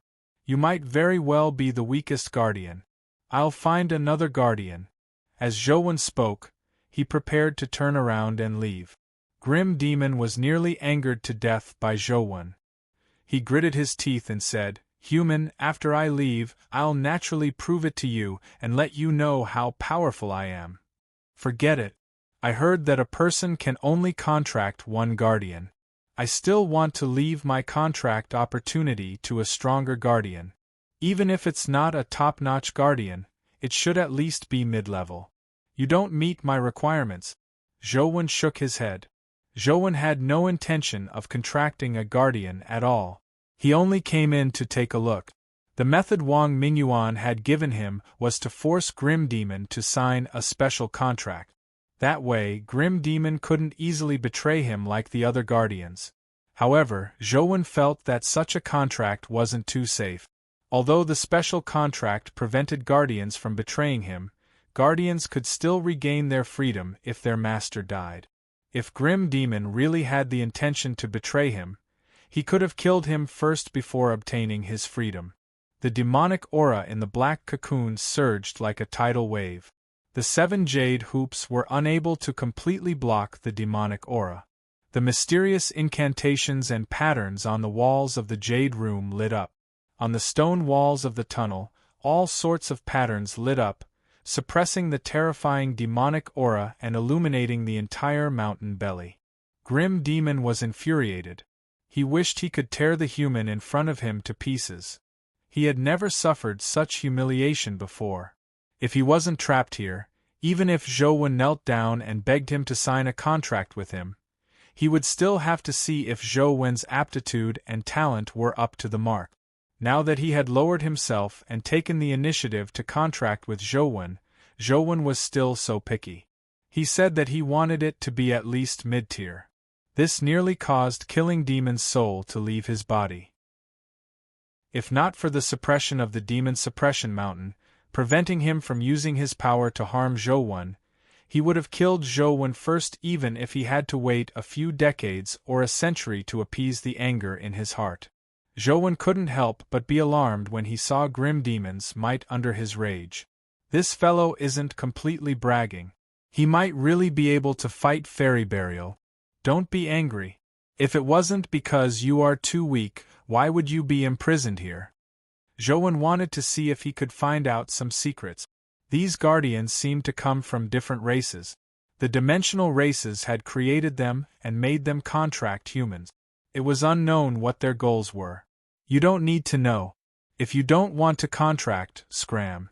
Don't disturb my rest, Grim Demon said coldly. Wait, I just said that you were imprisoned here by humans. You didn't refute me. Could it be that you were really imprisoned here by us humans? Zhouwen suddenly realized a problem. When he spoke just now, he had subconsciously used his words. However, from Grim Demon's point of view, he looked down on humans. When he heard Zhouwen's words, he should have retorted. Zhouwen waited for a while, but Grim Demon didn't say a word. There was no reaction from the black cocoon. It can't be. Was this fellow really imprisoned here by humans? Look at how silly he is. Could it be that he fell for a scheme of humans and was trapped here? The more Zhouwen thought about it, the more he felt that he was right. However, after saying a few more words, Grim Demon didn't react at all. From the looks of it, he didn't plan on paying any more attention to him. Zhouwen's hope of finding out the inside story wasn't dashed. Seeing that there was nothing else here, Zhou had no choice but to retreat and return to Jade Emperor Peak. Unfortunately, I have too many secrets. Otherwise, contracting Grim Demon would be a good choice. That fellow's strength is indeed extraordinary. Zhou only had this thought. He had so many secrets, so he definitely couldn't let a guardian with independent consciousness and behavior follow him. Zhou used the power of demon suppression on Jade Emperor Peak to raise God's retreat.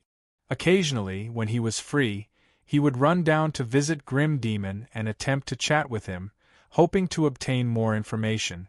Unfortunately, after Grim Demon learned that he wasn't willing to contract, he ignored him. Occasionally, he would say a few words, but there were no secrets to speak of. During this period, Zhou also discovered something.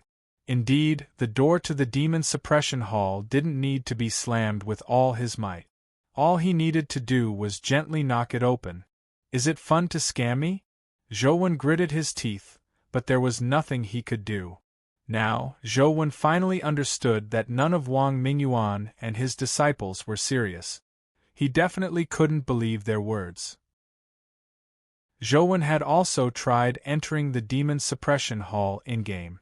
Wang Mingyuan's method was equally effective in-game. There were also Black Cocoons and Grim Demon below the game. However, Grim Demon in-game couldn't speak, so there was no way to communicate. Grim Demon, have you heard of a guardian with the word Tharch in their name? Zhou had always suspected that the Tharch might be a guardian. Typical mythical creatures didn't seem to have as high an intelligence as the Tharch. There are naturally guardians with the name Tharch in their name, but compared to me, they are far inferior, Grim Demon said coldly. Zhou had come many times, and Grim Demon was somewhat bored. He would chat with Zhou in a lukewarm manner. Then are there any women among these guardians with the name Tharch in their name? Zhou asked again. Of course, but even the strongest Netherworld Great Empress isn't my match, Grim Demon said. Zhou was already used to Grim Demon's boastful personality, so he wasn't affected at all. He continued probing. I've been to Chess Mountain in the past and saw a guardian who calls herself the Tharch. Do you know who she is? What kind of place is Chess Mountain? Grim Demon frowned. It's probably where ancient Chauga is. There's Deer Terrace Pavilion there. Zhou revealed some information about Chess Mountain. Sogu. Chapter 602. Grim Demon didn't react when he heard that. When he heard Zhou mention the wishing power, he said, I don't know. I've never heard of it. Zhou was somewhat disappointed. He originally imagined that he could obtain some information about the Tharch, but he didn't find out anything. Zhou attempted to use the Jade Infant to resist the power of the Demon Suppression Beast every day. As it absorbed a large amount of demon suppression power, the treasure glow on the Jade Infant's body became stronger and stronger. In the end, Zhou almost couldn't see the Jade Infant in the treasure glow. Now, the Jade Infant was almost able to fight the demon suppression beast. With the Jade Infant's strength, Zhou could already rush to the door of the Demon Suppression Hall. But even so, the Jade Infant still failed to advance to the legendary perfect body. At that moment, the power of demon suppression had little effect on the Jade Infant. Zhou felt that there was no point in staying any longer. He planned on leaving White Cloud Mountain and returning to school. Grim Demon, I'm leaving. Let's meet again if fate wills it. Before Zhou left White Cloud Mountain, he greeted Grim Demon. Are you really not considering forming a contract with me? After a moment of silence, Grim Demon's voice sounded from the black cocoon. I have no intention of contracting a guardian for the time being, but perhaps I can help you find someone to be your contractor. Zhou felt that he should keep the goodies to himself. Since he wasn't willing to contract, he might as well find a friend who was willing. It was better than being contracted by an enemy. Although White Cloud Mountain was mysterious and ordinary people couldn't enter, with the passage of time, the secrets of the various dimensional zones would slowly be cracked. It was difficult to guarantee that no one would enter. Do you think I, Grim Demon, can be contracted by just anyone? Grim Demon said coldly. Don't worry. I'll definitely help you find an outstanding human. Zhou felt that he could return and ask Sheng or Li Xian if they wanted to contract a guardian. I'll take another step back. I can form an eternal contract with you, Grim Demon said after a moment of silence. At the same time, he explained what an eternal contract was. Zhou already knew what an eternal contract was. The contract Wang Mingyuan had gotten him to force Grim Demon to sign was an eternal contract. After signing such a contract, unless Zhou died, Grim Demon wouldn't be able to obtain freedom. I'm really sorry. I really don't plan on contracting a guardian at the moment. Zhou couldn't accept it if he didn't try advancing to the mythical stage by himself. Even though killing Fiend was a very good choice, Zhou still firmly gave up. In that case, can you do me a favor before you leave? Grim Demon said after some thought. What's the matter? Zhou asked. I have an essence energy art here. Help me take it out and find a human who can learn it to be my contractor. As a reward, I can promise to do 3 things for you after I leave. As long as it's within my capabilities, I can do anything, Grim Demon said. Sure. Zhou agreed. It didn't affect him much. I'll surface the essence energy art outside the cocoon. You have to memorize it word for word. With Grim Demon's voice, the demonic aura in the black cocoon surged and condensed into words outside the black cocoon. Zhou memorized the words one by one, but he was also careful. As he memorized them, he kept controlling his essence energy to prevent any accident. Grim Demon's primordial energy art was just too long. It was like a scripture. Zhou memorized it for 2 to 3 hours before he finished reading it. Recite the essence energy art and see if you remember it wrongly, Grim Demon said. There's no need. Show me the essence energy art again. I'll compare it, Zhou said. All right. Grim Demon didn't insist as he showed the essence energy art again. Zhou looked at it for a while. It had been too long. When it was time to feed demonic neonate the longevity fruit, he summoned her and gave her a longevity fruit. The essence energy art on the black cocoon suddenly stopped moving. Zhou asked curiously, Why aren't you continuing? There was still no sound inside the black cocoon. The demonic aura seemed to freeze as it remained motionless. Grim Demon, what are you doing? Zhou frowned and asked again, but there was still no answer. Zhou suddenly realized that something was amiss. Grim Demon's abnormal actions seemed to have begun when he summoned demonic neonate. He glanced at demonic neonate, who was chewing on a longevity fruit, and then at the motionless black cocoon. Zhou pulled demonic neonate and pushed her body towards the black cocoon. Finally, the black cocoon reacted. Demonic aura spewed out from the black cocoon, but it didn't spray at Zhou and demonic neonate. Instead, it seemed to want to push the black cocoon away. Unfortunately, it was trapped by the 7 jade hoops and the entire mountain's demon suppression array. It couldn't move at all. Don't come over. Grim Demon's voice finally sounded again. However, there was a hint of terror in his voice. Zhou was alarmed. Although demonic neonate is powerful, her strength is actually inferior to the 6-winged guardian dragon. Why is Grim Demon so afraid of her? Grim Demon, didn't you claim to be the strongest guardian? Why are you so afraid now? Zhou mocked. With Grim Demon's temper, he would definitely retort angrily if Zhou mocked him like this. However, this time, Grim Demon didn't retort and fell silent again. There's indeed something odd. Grim Demon is actually afraid of demonic neonate? What's on demonic neonate that's worth Grim Demon being afraid of? Zhou carefully sized up demonic neonate. He didn't let demonic neonate continue approaching the black cocoon. If Grim Demon was pretending to be afraid, wouldn't he be harming her if Zhou pushed demonic neonate over? Demonic neonate's strength in all aspects isn't enough to threaten Grim Demon. If there's really something that can make Grim Demon afraid, it's probably only her life providence, life soul, and wheel of destiny. The life providence and wheel of life soul don't seem to have anything to do with demons. Could it be that what grim demon is afraid of is the supreme true demon life soul? Many thoughts flashed through Zhou Wen's mind. The more he thought about it, the more likely it was. However, Zhou Wen didn't have any intention of letting demonic neonate take the risk. He turned around and left with demonic neonate. He planned on letting demonic neonate approach the black cocoon in-game when he returned. As the number of mythical companion beasts around Zhou Wen had increased recently, he rarely used demonic neonate in battle. He didn't try letting demonic neonate attack the black cocoon. Wait! To his surprise, just as Zhou Wen was about to leave the Jade Room, Grim Demon's voice sounded again and stopped him.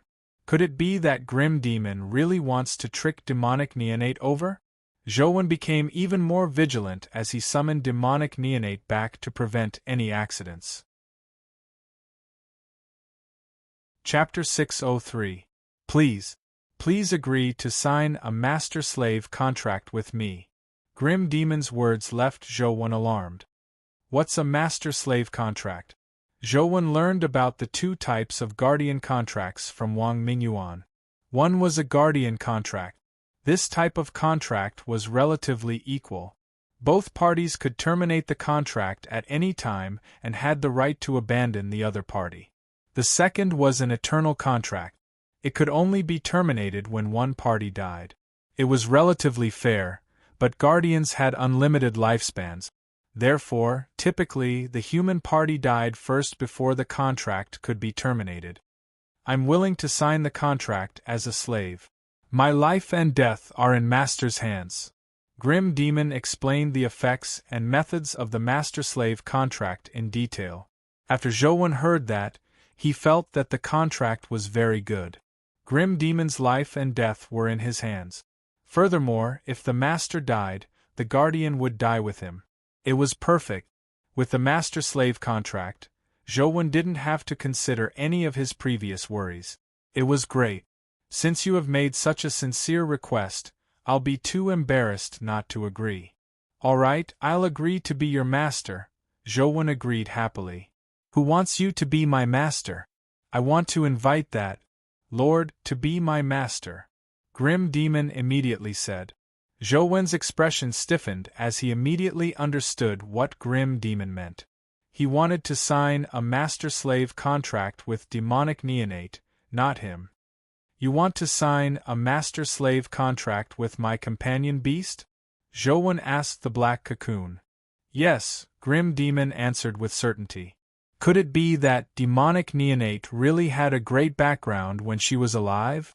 Or is it because demonic neonate possesses the life soul of a supreme true demon?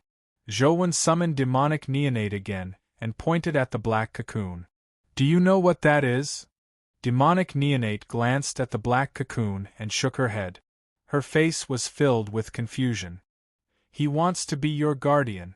Are you willing? Zhou Wen asked again. Demonic neonate shook her head again with a blank expression. It was unknown if she knew what a guardian meant. As you can see, she's unwilling to take you in, Zhou Wen said to the black cocoon. There was no sound from the black cocoon. Zhou Wen walked out of the demon suppression hall with demonic neonate, but he didn't hear Grim Demon's voice again. What's different about demonic neonate that makes Grim Demon so reverent to the point of signing a master-slave contract? Zhou Wen couldn't guess. Thankfully, he had the mysterious phone. He planned to bring demonic neonate into the game and see how the black cocoon would react. Outside Jade Emperor Peak, Zhou Wen opened the Demon Suppression Mountain Dungeon and brought demonic neonate into the Demon Suppression Hall before arriving in front of the black cocoon again. The black cocoon in-game wasn't as intelligent as Grim Demon in reality. No one said a word as Zhou Wen attempted to get demonic neonate to approach the black cocoon. Demonic neonate carried the ancient sword and slowly walked to the side of the black cocoon. She extended a tiny hand and pressed it on the black cocoon. The demonic aura in the black cocoon immediately erupted, sending the demonic infant flying. Fortunately, the demonic infant seemed to have a high resistance to demonic aura, so she wasn't injured. Strange. Demonic neonate's strength isn't enough to fight Grim Demon at all. She can't even withstand the demonic aura she emits. Why does Grim Demon think so highly of her and even say that he's afraid of her? Zhou was momentarily unable to figure out the crux of the problem. However, demonic neonate was somewhat odd. After she came into contact with the black cocoon and demonic aura, she actually began to attack the black cocoon. She opened her mouth as though she wanted to bite the black cocoon. Although the demonic aura sent her retreating time and time again, the powerful demonic aura couldn't injure demonic neonate's body.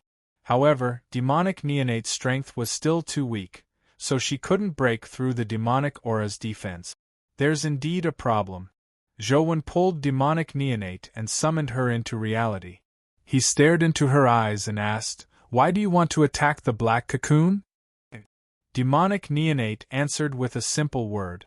She didn't know many languages to begin with. Zhou had taught her for a long time, but she didn't know how to speak. It was already very rare for her to say a word this time. "You want to eat that black cocoon?" Zhou confirmed again. Demonic neonate didn't say a word this time and only nodded. Zhou immediately understood why Grim Demon had converged his demonic aura after demonic neonate came out and didn't dare move. He was afraid of attracting demonic neonate's attention. "Is there any benefit to eating the black cocoon?" Zhou asked again. Demonic neonate shook her head with a blank expression. Clearly, this was only her instinct. Even she didn't know what use eating the black cocoon or Grim Demon in the black cocoon had. "Do you know what a contract means?" Zhou asked her again. Demonic neonate nodded slightly. From the looks of it, she knew what a contract was. Zhou's expression changed. There was indeed an opportunity in front of him, but he didn't know what would happen if a companion beast had a guardian. Logically speaking, demonic neonate is my companion beast. If Grim Demon is her slave guardian, it should be very easy to control Grim Demon, right? Zhou asked demonic neonate again. "If you sign a master-slave contract with the creature in the black cocoon, will it harm you?" Demonic neonate thought for a moment before shaking her head. "If the initiative of the contract is completely in your hands, you can consider signing a master-slave contract with the guardian in the black cocoon. In that case, wouldn't his life be in your hands? If you want to eat him, you should be able to do so at any time, right? How about treating it as food reserves?" Zhou was only making a suggestion. He didn't know if this method was feasible. When demonic neonate heard that, she lowered her head as though she was in deep thought. After a while, she nodded and said, "Yes, contract. Food reserves." Although demonic neonate's words weren't clear, Zhou still understood what she meant. Overjoyed, he brought her into the demon suppression hall again. As he walked, Zhou persuaded, "After we sign the contract, there's no rush to eat it. There are still many fruits here. Treat them as food reserves. We can eat them after the fruits are finished." "Food reserves? I won't eat them." Demonic neonate thought seriously before nodding. "Very good. How smart." Zhou stroked demonic neonate's head and praised her. Soon, the two of them arrived at the spot where Grim Demon was suppressed. Zhou went up and said to Grim Demon, "Grim Demon, I persuaded her for a long time. She finally agreed to contract with you, but it has to be a master-slave contract." "Of course," Grim Demon answered quickly. Grim Demon quickly answered. From his tone, it was as though what Zhou said was nonsense. It was only right for him to sign a master-slave contract with demonic neonate. Zhou originally wanted to tell demonic neonate how to use the master-slave contract and get her to be careful when contracting. If she felt that something was amiss, she could immediately stop the contract. However, to his surprise, demonic neonate seemed to be more familiar with contracts than him. She walked straight to the black cocoon and pressed her hand on it. Sogu. Chapter 604. The black cocoon automatically cracked open, revealing a ghastly face formed from black smoke. Demonic Neonate's tiny hand pressed on the ghastly face. The entire process was like the reverse of the Guardian contract. When the contract was completed, the entire black cocoon shattered. The 7 white jade hoops that bound the black cocoon fell and clanged to the ground. Grim Demon, who had escaped, was like a devil formed from black gas as it swept towards Demonic Neonate. Demonic Neonate glared at him and Grim Demon immediately stopped in midair, not daring to approach Demonic Neonate's body. Demonic Neonate held the ancient sword in her arms in her hand. Grim Demon seemed somewhat unwilling, but he still flew towards the ancient sword and transformed into wisps of black gas that fused with the ancient sword. In the blink of an eye, the black gas formed by Grim Demon completely fused with the ancient sword, causing the ancient sword to undergo some strange changes. The originally purple ancient sword's color turned darker. At a glance, one would think it was black, but it was actually a dark purple color. There were also some demonic patterns on the scabbard, making it look even more mysterious and bizarre than before. Zhouwen was dumbfounded as he watched from the side. He had never seen a guardian so humble. Not only did he sign a master-slave contract, but he didn't even dare possess it. All he could do was attach it to an ancient sword. Stored rations. Received. Demonic Neonate returned to Zhouwen's side with the ancient sword in her arms. All right, I'll keep it for now. Zhouwen comforted Demonic Neonate and entered the game to take a look. Indeed, the black cocoon in-game was gone. From the looks of it, all guardians were unique. It was unknown what the 7 white jade hoops on the ground were for, but Zhouwen stored them in the chaos space. After leaving White Cloud Mountain, Zhouwen rode a chi and headed for school as he grinded game dungeons. It just so happened that the Golden Battle God Halberd was about to respawn. Zhouwen wanted to see how much Demonic Neonate's strength had increased after having a guardian like Grim Demon.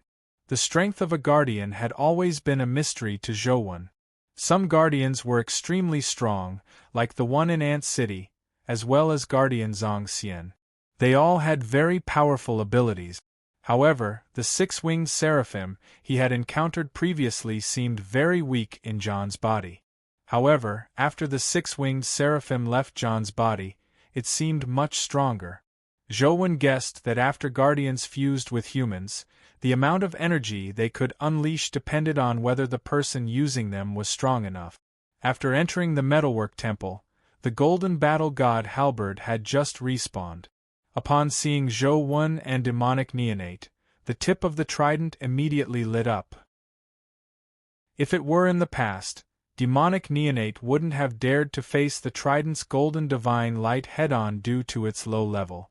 All it could do was hide in the shadows and launch sneak attack. But this time, the ancient sword in Demonic Neonate's arms broke out of its scabbard. With a surging ink-purple demonic aura, it actually blocked the golden divine beam. Gu Jian's body appeared above the Golden Battle God Halberd as though he had teleported and sliced it into two. Although Demonic Neonate's strength hadn't increased, her demonic sword was much stronger than before. It could actually slice through the Golden Battle God Halberd in one strike and win cleanly without any hesitation. Not bad.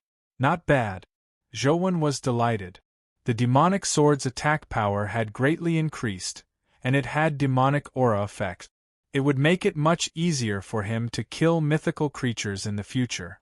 After the demonic sword fuses with the Guardian, I'll have to slowly study how strong it is in the future. Zhouwen was in a good mood as he rushed back to school. Zhouwen was in a good mood, but Grim Demon wasn't in a good mood.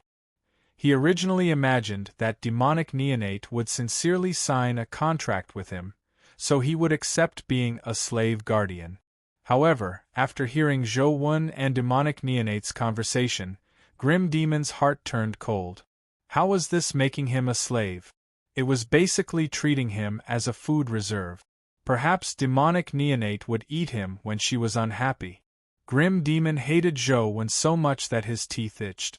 This was because he knew that Demonic Neonate definitely wouldn't have such complicated thoughts. It had to be Zhouwen. However, he had no other choice.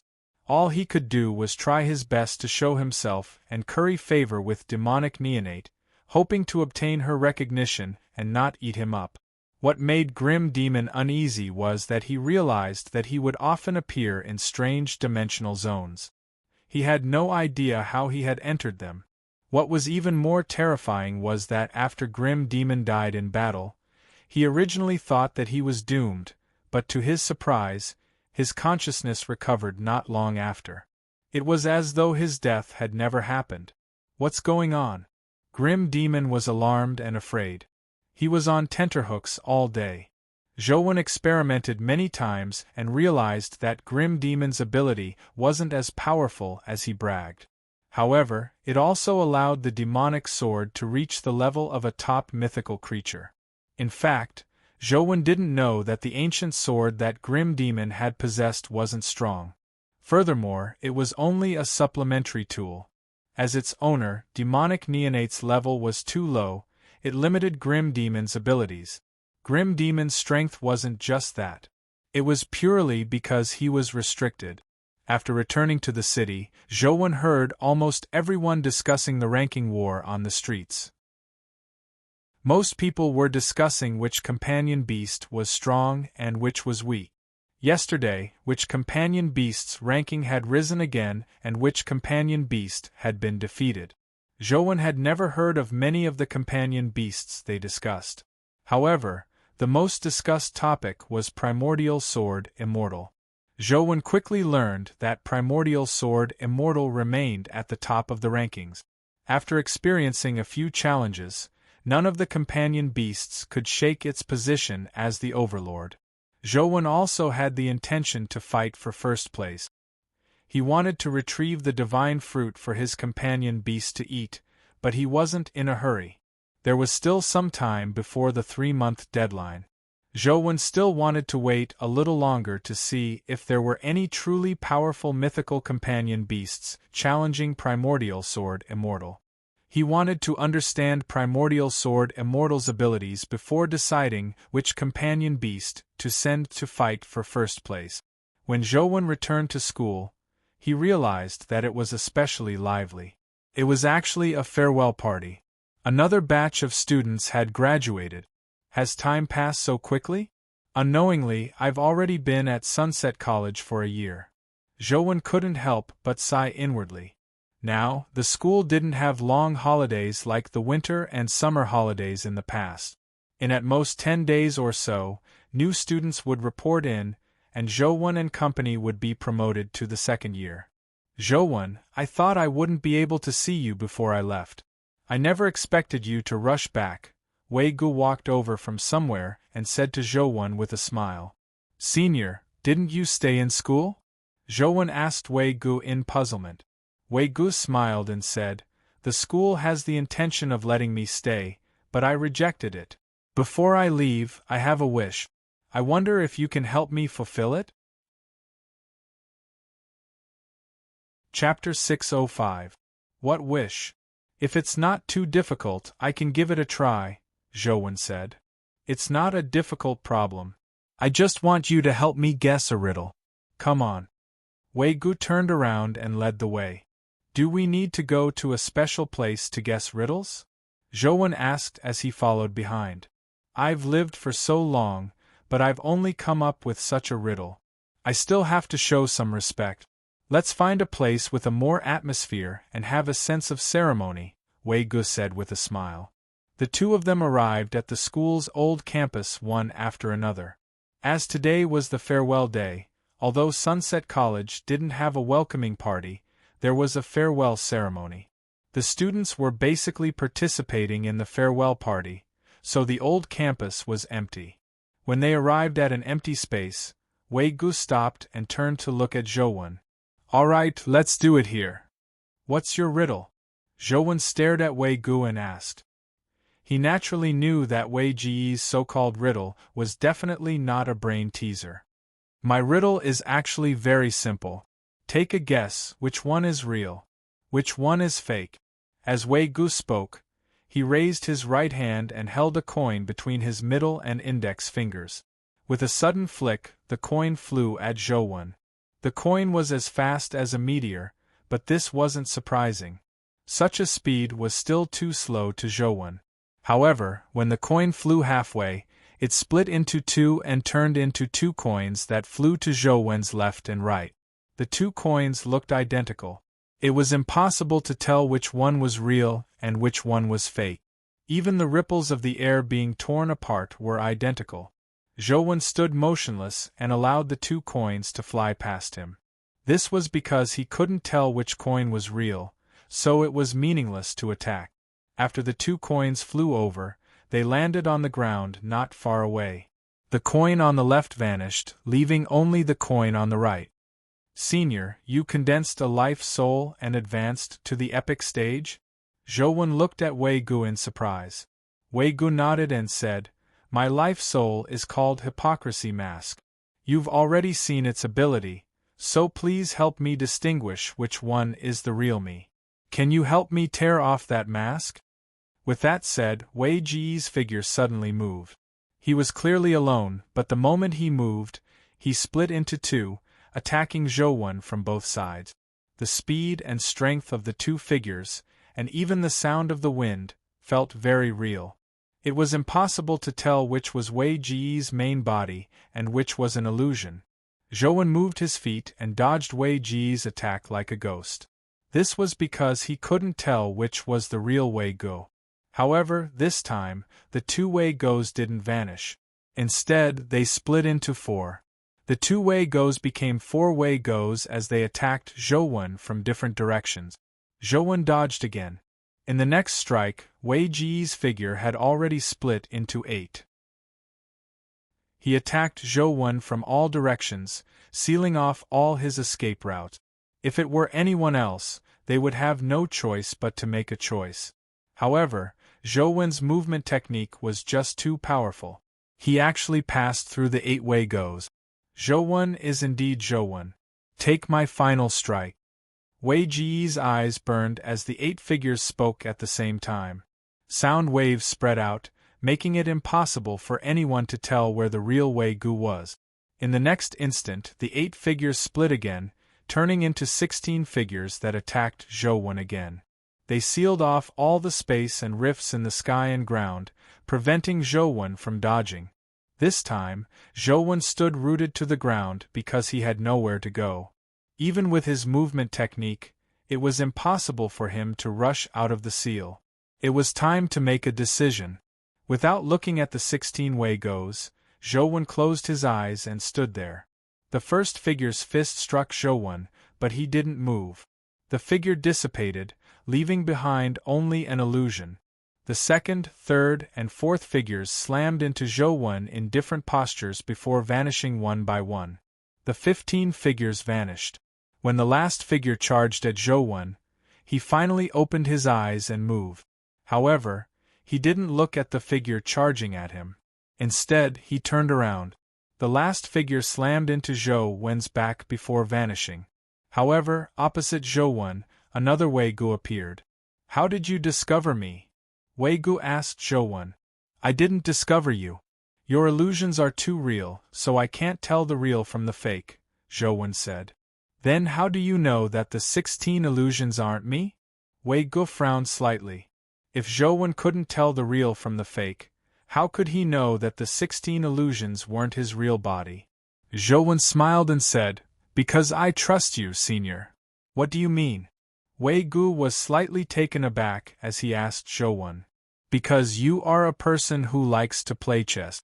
How can a person who likes to play chess treat himself as a chess piece? Zhou said seriously. Wei Gu looked at Zhou in a daze before laughing.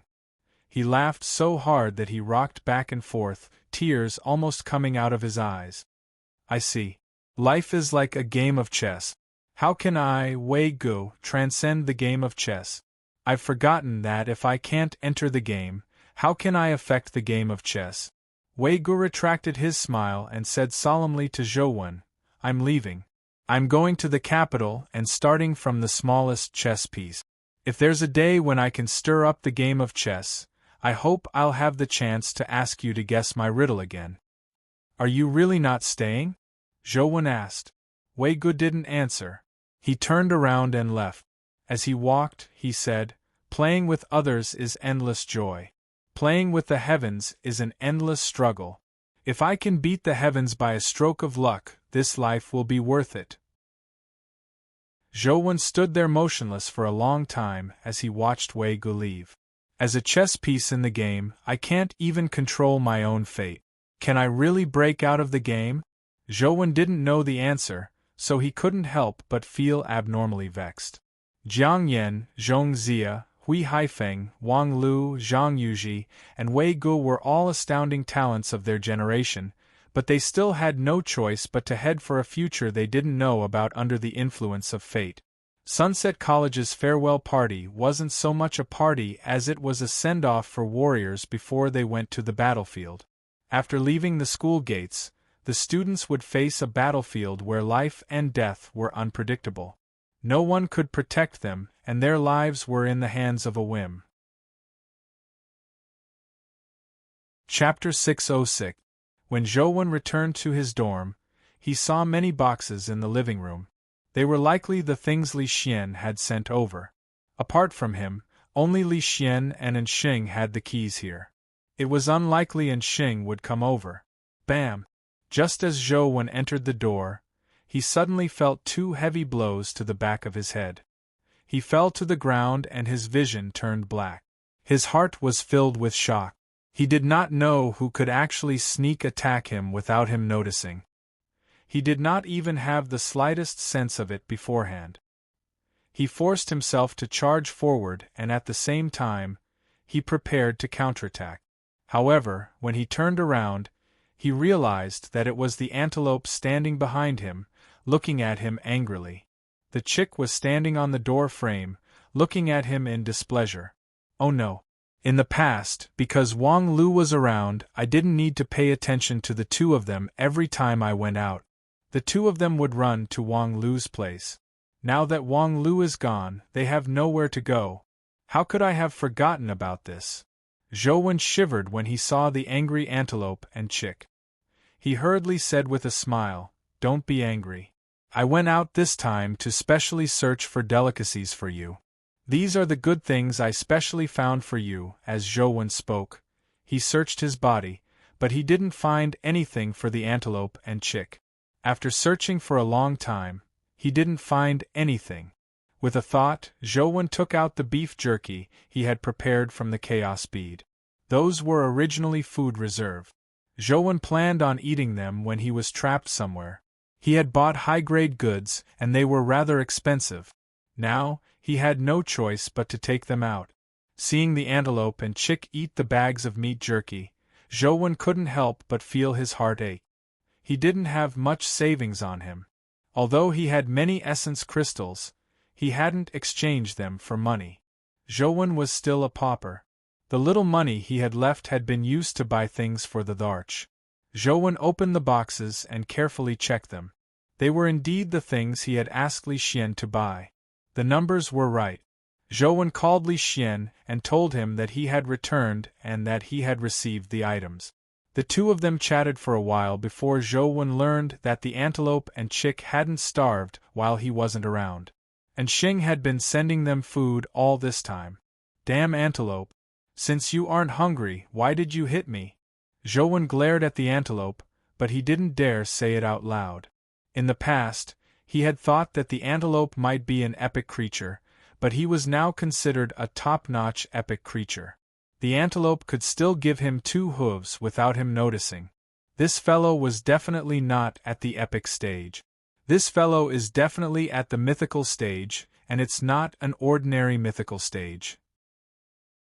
Otherwise, it's impossible for it to have such high intelligence.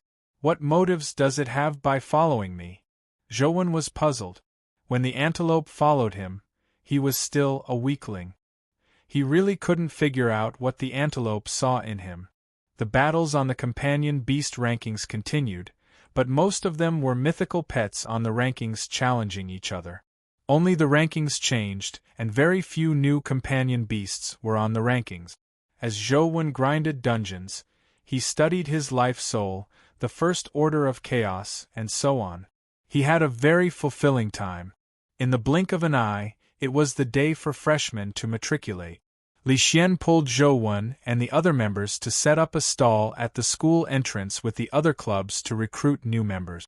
However, the recruitment spots of the other clubs were surrounded by many freshmen, but there wasn't a single student at Zhou Wen's side. Even if there were students who passed by, they would quickly leave after taking a look.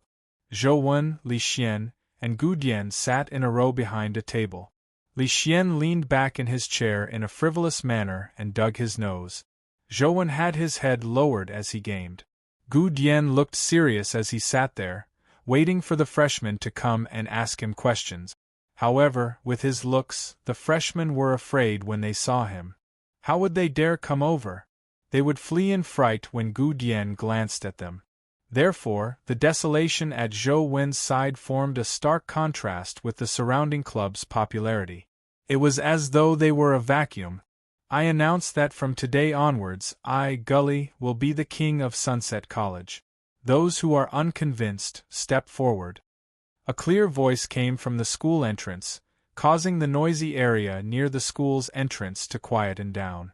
The seniors and freshmen looked in the direction of the school's entrance. They saw a handsome, tall, brown-haired youth standing on the commemorative wall steps inside the entrance. Like the king of the world, he raised his head and loudly announced that the world belonged to him. However, soon, most people's gazes were attracted by a girl beside him. The girl was wearing a white dress. She was tall, but her face was as exquisite as an angel's. She had long blonde hair and green eyes. She looked like she had walked out of an oil painting. Top quality. I never expected our school to have such a top-notch junior.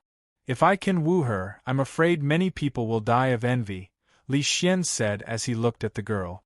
Li Xian was only saying it casually, but many people had already taken action. The freshmen were still very reserved, but the seniors had already mastered the ability to be shameless, especially the wily old foxes of the clubs. All of them held the club's recruitment brochure and ran over to surround the girl, inviting her to join their club. At the same time, they inquired about the girl's name and so on. If it wasn't to maintain their image as seniors, they would probably have even asked about her 3 measurements.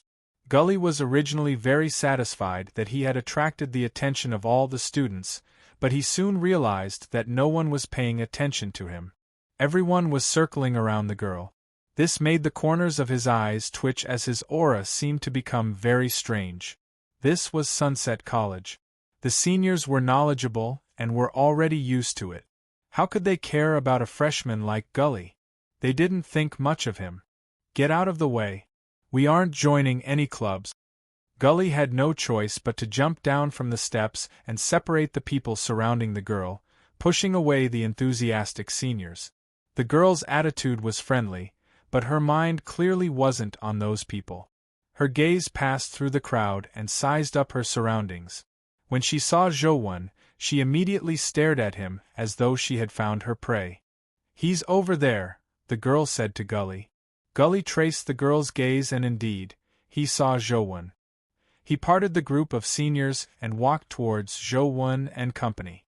The girl followed behind Gully and walked towards Zhou Wen and company. Some of the seniors were originally prepared to pester them, but when they saw them walk towards Zhou Wen and company, they had no choice but to stop and watch from afar gloomily. Sogu. Chapter 607. Gully walked to the table and took out his phone. Then, he opened the photo album and found one of the photos. He looked at the photo before looking at Zhou Wen. After confirming it, he put away his phone and said to Zhou Wen, "You are Sunset College's strongest student, Zhou Wen, right? I, Gully, want to challenge you. Let's go to the training grounds."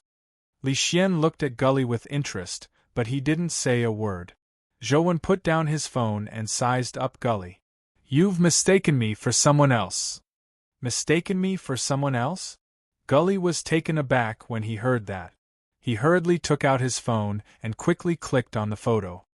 He compared it to Zhou Wen before saying, "Don't try to lie to me. The person in the photo is clearly you." With that said, Gully turned his phone around and showed Zhou the photo. Zhou took a look at the photo. It was really him, but it didn't look like it had been taken recently. The clothes were likely from when he went to the Holy Land. You really have mistaken me for someone else. Take a closer look. The person in the photo has longer hair than me. Furthermore, his pupils are pure black. Mine are a little brownish black. Take a closer look. Our facial features are still somewhat different, Zhou said to Gully. When Gully heard Zhou say that, he took a closer look and felt that it was indeed a little different. In fact, everyone's photo was a little different from their actual person. This was a very normal situation. Sis, it looks like we have mistaken you for someone else, Gully said to the beautiful girl. The girl rolled her eyes at him and looked at Zhou. To be able to defeat a genius like Lance, I thought Zhou was really an impressive figure. So he's just a coward who doesn't even dare admit his name. You know Lance? Zhou asked the girl. My name is Sadie. This is my younger brother, Gully. Lance is our cousin, the girl said. So it's Lance's younger brother and sister. Welcome to Sunset College to study. If there's anything you're not used to, you can come to me. I'll try my best to help you within my capabilities. Although Zhou and Lance were rivals back then, Zhou still admired Lance's character. Furthermore, Lance had once helped them leave Holy City. It was only right for him to take care of his younger siblings. Are you really Zhou? Why did you lie just now? Gully stared at Zhou angrily. Li Xian smiled and said, He's Zhou, but his name isn't Sunset College's strongest student, Zhou. Therefore, he isn't lying. Humph, cut the crap. I want to defeat you and avenge Lance, Gully said as he stared at Zhou. Even Lance lost. Do you think you are stronger than Lance? Li Xian said. Lance is naturally the strongest. It was only a fluke that Zhou was able to defeat Lance. If we fight again, Lance will definitely win. I will definitely win as well, Gully said confidently. I see. Seeing how confident you are, I almost believe that you can defeat Zhou. However, Sunset College prohibits private duels. Even if you don't care about being expelled, it's impossible for Zhou to duel you, Li Xian said with a smile. Gully immediately frowned. Why would Sunset College have such a rule? Then wouldn't it be a waste of time for us to enter Sunset College? That's not it. Seeing how confident you are, you definitely aren't bad. I also believe that you can definitely defeat Zhou. To be honest, I've long found Zhou an eyesore.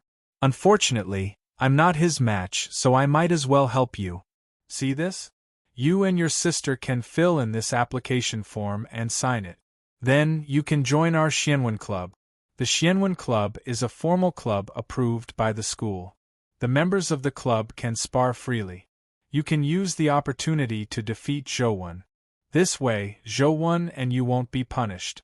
He won't be able to refuse the spar either. With that said, Li Xian stuffed the 2 application forms into Gully's hands and patted him on the shoulder. Junior, this is all I can help you with.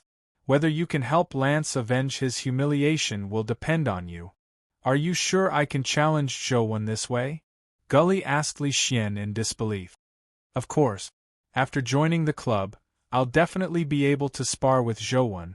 If not, I'll stand still and let you hit me until you're satisfied, Li Xian said as he patted his chest.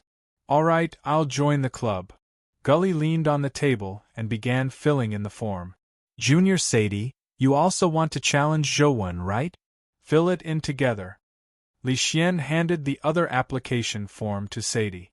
Sadie glanced at Li Xian as though she had seen through his thoughts. However, Li Xian didn't mind as he continued looking at her with a smile. Sadie didn't say a word. She picked up the pen on the table and filled in the application form before signing her name. Congratulations to the 2 of you for becoming new members of our Xianwen Club. After receiving their application forms, he extended his hand in front of Sadie. However, Sadie ignored him. She looked at Zhou and said, Can we challenge you now? Of course, but we can't do it here, right? Go to the dorm first. I'll arrange the time and venue for you. Don't worry. With me around, I guarantee that you will have enough time to spar with Zhouwen. Li Xian warmly helped Sadie take her luggage and sent them to the registration. When the members of the other clubs saw that Sadie had been pulled into the Xianwen Club, they secretly pounded their chests and stomped their feet. Their hearts ached for such a beauty who had entered a beast's nest. With Li Xian leaving, there was no need for Zhouwen and Gu Dian to stay. They couldn't recruit new members at all. With Li Xian dealing with them, Zhouwen didn't pay any more attention to this matter. He returned to continue grinding his game dungeons. The next morning, after Gully and Sadie finished the procedures, they contacted Li Xian to arrange for the duel with Zhouwen. Li Xian agreed and got Gully and Sadie to wait for him at the training grounds. Gully and Sadie arrived at the training grounds and waited for a while before seeing Li Xian bring a boy over. He looked handsome and tall, but he wasn't Zhouwen. Li Xian, where's Zhouwen? Gully asked with a frown. Don't be anxious. Let me introduce you. This is a student with the surname Feng. He usually learns a few saber techniques from Zhouwen.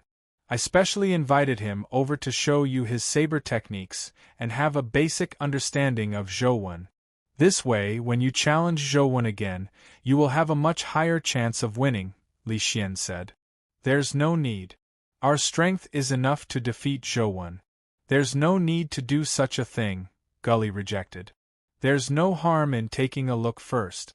I've long found Zhouwen an eyesore. I wholeheartedly hope that you can win. You can't disappoint me. As Li Xian spoke, he waved at Feng Qiuyan. Little Yen Yen, spar with Junior Gully. Take out everything you learned from Zhouwen. Don't disappoint him. Feng Qiuyan silently walked to the training grounds. Gully felt that Li Xian had good intentions, so he couldn't reject him. Seeing Sadie nod, he walked into the arena. Chapter 608. I'll let you use one hand. Come on. Gully didn't take the weapon on the practice rack. He extended his hand and hooked it at Feng Qiuyan, gesturing for him to attack. Feng Qiuyan didn't stand on ceremony.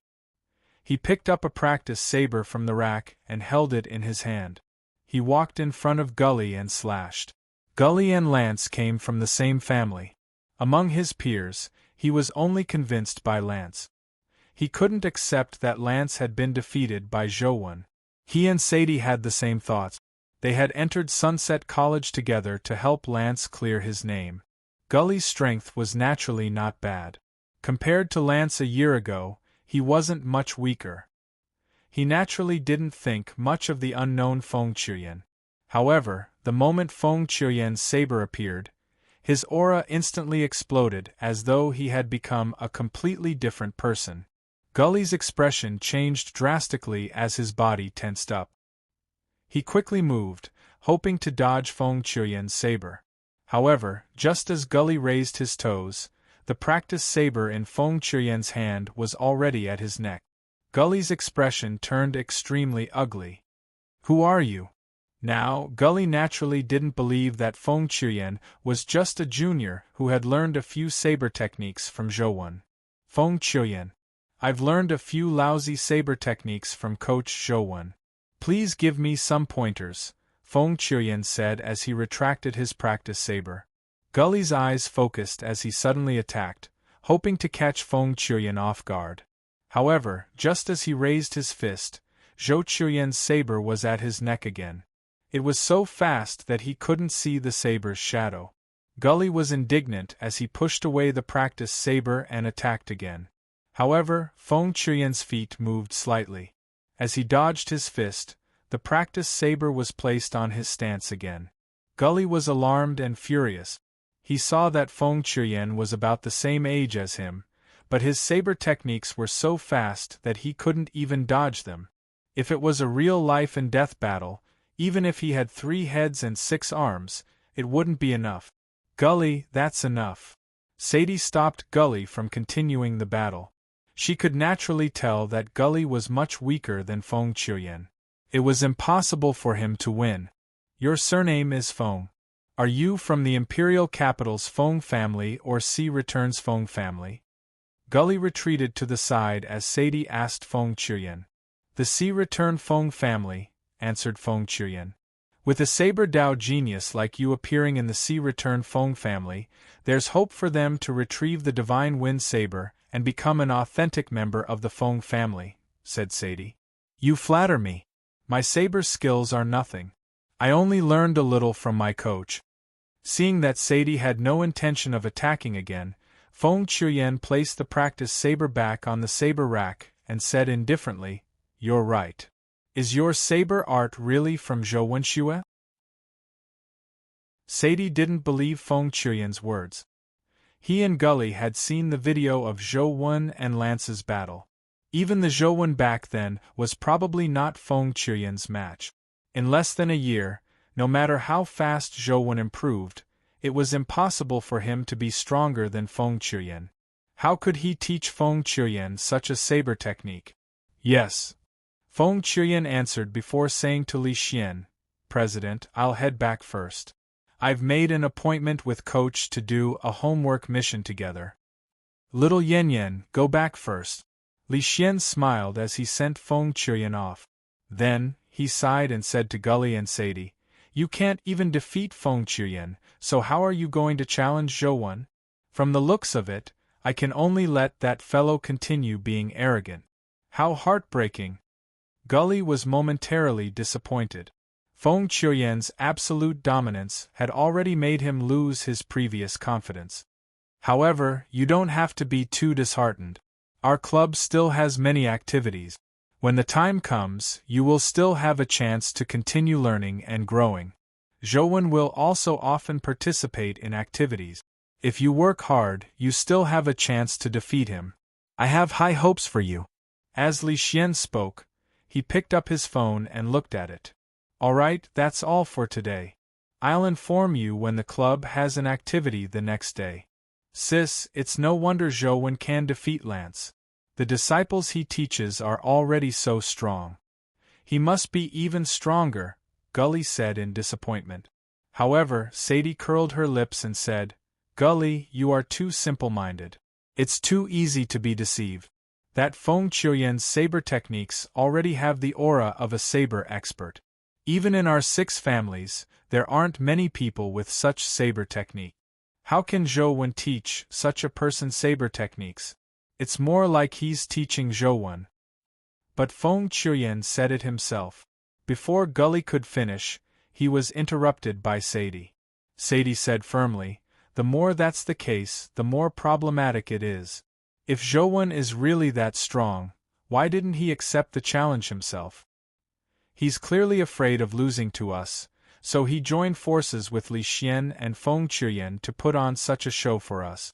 It's to make them give up on challenging him. I see. We were nearly fooled by him. Let's go find Zhou Wen now. No matter what, we can't let him escape again. Gully's eyes gradually lit up again. However, when he turned around, Gully frowned again. But how can we find Zhou Wen? We don't even know where he lives.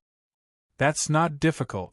Didn't Feng Chuyen say that he has an appointment with Zhou Wen? As long as we follow Feng Chuyen, we will definitely be able to find Zhou Wen, Sadie said indifferently. That's right. With your Eye of Odin, it won't be easy to follow Feng Chuyen. Let's go now, Gully said as he walked out. The two of them left the training grounds. Sadie's eyes suffused a faint blue light as she led the way. Soon, the two of them arrived at Dragon Gate Grotto. From afar, they saw Zhou Wen and Feng Chuyen enter a grotto together. I see them. They're there. Zhou Wen is indeed here, Gully said as he pointed at the grotto where Zhou Wen and Feng Chuyen had entered. Sadie nodded and the two of them arrived in front of the grotto. Sadie carefully sized up the grotto and said, This should be the Lotus Flower Grotto in Dragon Gate Grotto. There are legendary flying beasts and epic fairies inside. With Feng Chuyen's strength, the flying beasts aren't a challenge to him. They are probably here to kill fairies. Who cares what they're killing? It just so happens that they have entered a dimensional zone. Let's chase after them and fight Zhou Wen. As long as we defeat him, it doesn't matter even if we are expelled. After all, we came here to defeat him. As Gully spoke, he quickly walked towards Lotus Flower Cave. Sadie followed closely behind. Zhouwen had been invited to Lotus Flower Cave by Feng Qiuyan. As Feng Qiuyan had discovered a mutated fairy in Lotus Flower Cave, he had invited Zhouwen to slay it. Chapter 609. The last time Zhouwen came to kill the mutated fairy, he was with Jiang Yan, Zhong Zia, and Hui Haifeng. Now, the three of them had gone their separate ways. It was unknown if the four of them would reunite in the future. The mutated fairy is inside. In a while, I'll be in charge of restraining those flying beasts and ordinary fairies. I'll leave the mutated fairy to you, coach, said Feng Qiuyan. All right. Zhouwen nodded slightly. The two of them walked into one of the caves. Sadie and Gully also arrived nearby. When they saw Zhouwen and Feng Qiuyan walk into the cave, Gully wanted to chase after them, but he was stopped by Sadie. Wait a moment. After Shadi pulled Gully back, she looked in the direction of the cave that Zhouwen had entered. An eye flew out of her eye socket and vanished as though it had teleported. Sadie closed one eye, but the other opened eye shot out a beam of light, forming a three-dimensional image in front of her. It was an image of Zhouwen and Feng Qiuyan. In the image, they were facing a group of flying beasts. There were at least a few hundred of them, a dozen or so fairies, and a mutated black and white fairy. So many fairies. Can the two of them deal with so many fairies? Gully said as he looked at the three-dimensional image. Coach, I'll open a path for you. As Feng Qiuyan spoke, he drew his saber and charged at the flying beast. There's no need. Didn't you ask me to come here to see me fight? Leave it to me. Zhouwen knew very well. If Feng Qiuyan really wanted to kill the mutated fairy, he would definitely think of a way himself. It was impossible for him to seek his help. The reason why he sought him out wasn't to kill the mutated fairy. Indeed, nothing can escape Coach's eyes, said Feng Qiuyan. Then just wait and see. With bamboo blade in hand, Zhouwen stared at the flying beasts and fairies that were charging over like dark clouds. However, his focus wasn't on them. Instead, he passed through the beast horde and stared at the mutated fairy floating in midair. What does he want to do? Even if he's at the epic stage, it won't be easy for him to escape unscathed when fighting so many dimensional creatures alone, right? Gully said. We'll talk after reading it, said Sadie. Seeing the horde of flying beasts and fairies charge at Zhouwen and about to pounce on him, Feng Qiuyan, who was standing beside him, took 2 steps back as though he really didn't plan on helping. Just as Gully and Sadie were wondering how Zhouwen was going to deal with the group of flying beasts and fairies, Zhouwen finally drew his saber. The saber beam flashed. Gully and Sadie only saw a saber beam flash past. Before they could see the blade, the saber had already returned to its scabbard. The flying beasts and fairies that filled the sky didn't seem to be affected as they charged at Zhouwen. What's going on? It's useless, Gully muttered. But in the next second, the flying beasts and fairies that were flying in midair were split into 2. Hundreds of flying beasts spewed out blood as their mangled corpses fell. More than 10 fairies were also decapitated, their souls stained with blood. Even 100 meters away, the mutated fairy that hadn't charged over had its head chopped off. Instantly, blood splattered everywhere in the cave.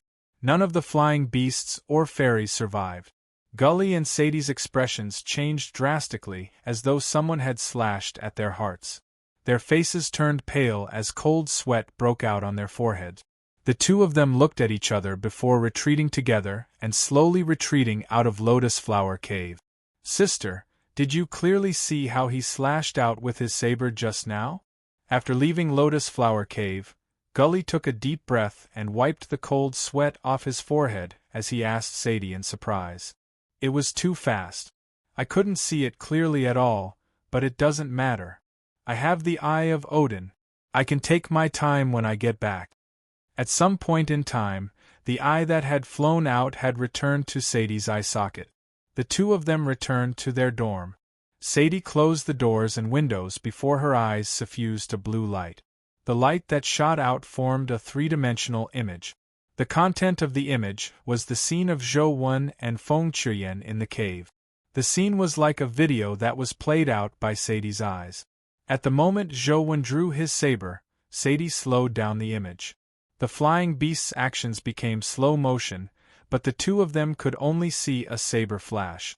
Before they could see what the saber in Zhou Wen's hand looked like, it had already returned to its scabbard. Impossible! How can it be so fast? Even if he advanced to the epic stage, it's impossible for him to be so fast. Gully's face was filled with disbelief. Sadie's expression was solemn, but she didn't say a word. She slowed down the image again. This time, after slowing down, the flying beast's actions seemed to be stuck as they moved forward bit by bit. This time, they finally saw Zhou Wen draw his saber. The saber shot out like a stream of light, but in fact, it wasn't just the saber that moved. Zhou Wen's body leaned forward as he drew his saber. Instantly, his entire body flew up with the saber, drawing an arc as he shuttled through the flying beast. With such a slow speed, it was so fast that it was dazzling. The saber beam streaked across the flying beasts and fairies' bodies like lightning. Finally, it slashed across the mutated fairy's neck. After circling around, Zhou Wen returned to his original spot. The saber also returned to its scabbard as though he had never moved. The entire process looked pleasing to the eye. The entire process was done smoothly, with the elegance and speed of lightning flashing across the sky. Gully broke out in a cold sweat as he turned to Sadie and asked, "Sis, how much did you slow down the Eye of Odin?" 7 times, Sadie answered with a strange expression. Impossible. When Gully heard this answer, he immediately shouted, "If you slow down the Eye of Odin by 2 times, a legendary expert's maximum speed will become as slow as a snail. If you slow it down by 4 times, an epic expert will crawl like a tortoise. If you slow it down by 6 times, even a top epic expert who specializes in speed will become like a super slow-motion scene." How can his saber technique and movement technique be so fast when it's slowed down by 7 times? Even if he's already a top epic, it's impossible for him to have such a fast saber and movement technique. Yes, it's indeed impossible. The Eye of Odin's speed can only be slowed down by a mythical expert, Sadie said. How can he be at the mythical stage? Impossible. Sis, are you mistaken? How could Gully believe that Zhou Wen, who was only 1 or 2 years older than him, was at the mythical stage? It's impossible for my Eye of Odin to be wrong. Of course, it's impossible for him to be at the mythical stage. Then, there's only one possibility left. He has cultivated his saber technique to the level of a divine skill, which is why he has such fast speed, Sadie said with a burning gaze. Divine saber technique. Gully was stunned. He still couldn't accept this answer, but he knew very well that Sadie's Eye of Odin couldn't be wrong. They had originally come to clear Lance's name. Although Gully hadn't advanced to the epic stage, he was already very close. As for Sadie, she had already advanced to the epic stage and obtained the life soul, Eye of Odin, which could almost be called a bug. Gully originally believed that no matter how strong Zhou Wen was, even if he could defeat him, he would definitely not be Sadie's match. But now, he only felt endless despair. A person who had mastered a divine skill at the epic stage, and he was only 17 years old. Just the thought of it made him dizzy.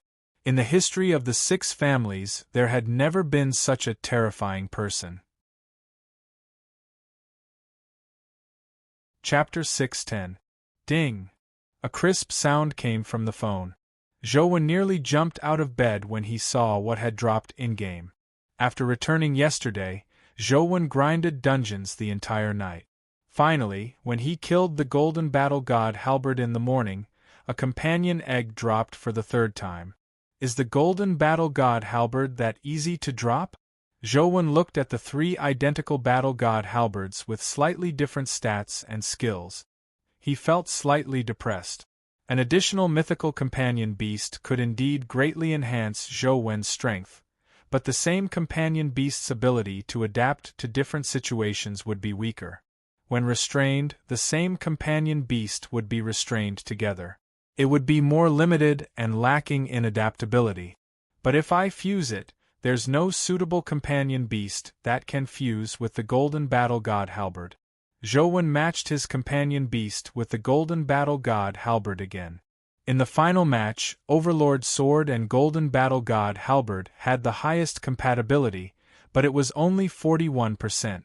With less than 50% compatibility, the chances of a successful fusion were very low. The only fusion plan with a high compatibility was to fuse the Golden Battle God Halberd with the Golden Battle God Halberd. However, the most important function of the Golden Battle God Halberd was its life soul, Golden Divine Light, and Unstoppable. With these two abilities, the Golden Battle God Halberd's effects were already at its peak. Even if he could enhance his stats or have a few more skills after fusion, they wouldn't be able to qualitatively improve the Golden Battle God Halberd's main functions. He might as well keep 2 Golden Battle God Halberds. This way, he would be stronger in combat. I already have 3 Golden Battle God Halberds. I can take a gamble with one. With a compatibility of 41%, the chances of success aren't very low. If the Golden Battle God Halberd could fuse with the Overlord Sword's abilities, the best outcome would be to have 2 skills, Unstoppable and Ever Victorious. Then, he would have the ability to release sword beams. If he could add the attributes of 2 skills, that would be truly impressive. However, this is only the best outcome. Ignoring the failure of the fusion, even if the fusion succeeds, it might not be as I wish. If the skills are successfully retained, the life providence and life soul might change. I might not be able to retain the mythical stage. Zhou Wen considered for a long time before deciding to give it a try. Anyway, the Overlord's sword isn't of much use. I also have 3 Golden Battle God Halberds. So be it if they're useless. Zhou Wen didn't hold much hope either. He placed the Golden Battle God Halberd and Overlord Sword into the fusion column and clicked fuse. The 2 companion beasts emitted light at the same time before fusing into one, illuminating the entire phone screen. When the light gradually dissipated, a new companion beast appeared in front of Zhou Wen. It's a success. Zhou Wen was delighted as he sized up the companion beast he had synthesized.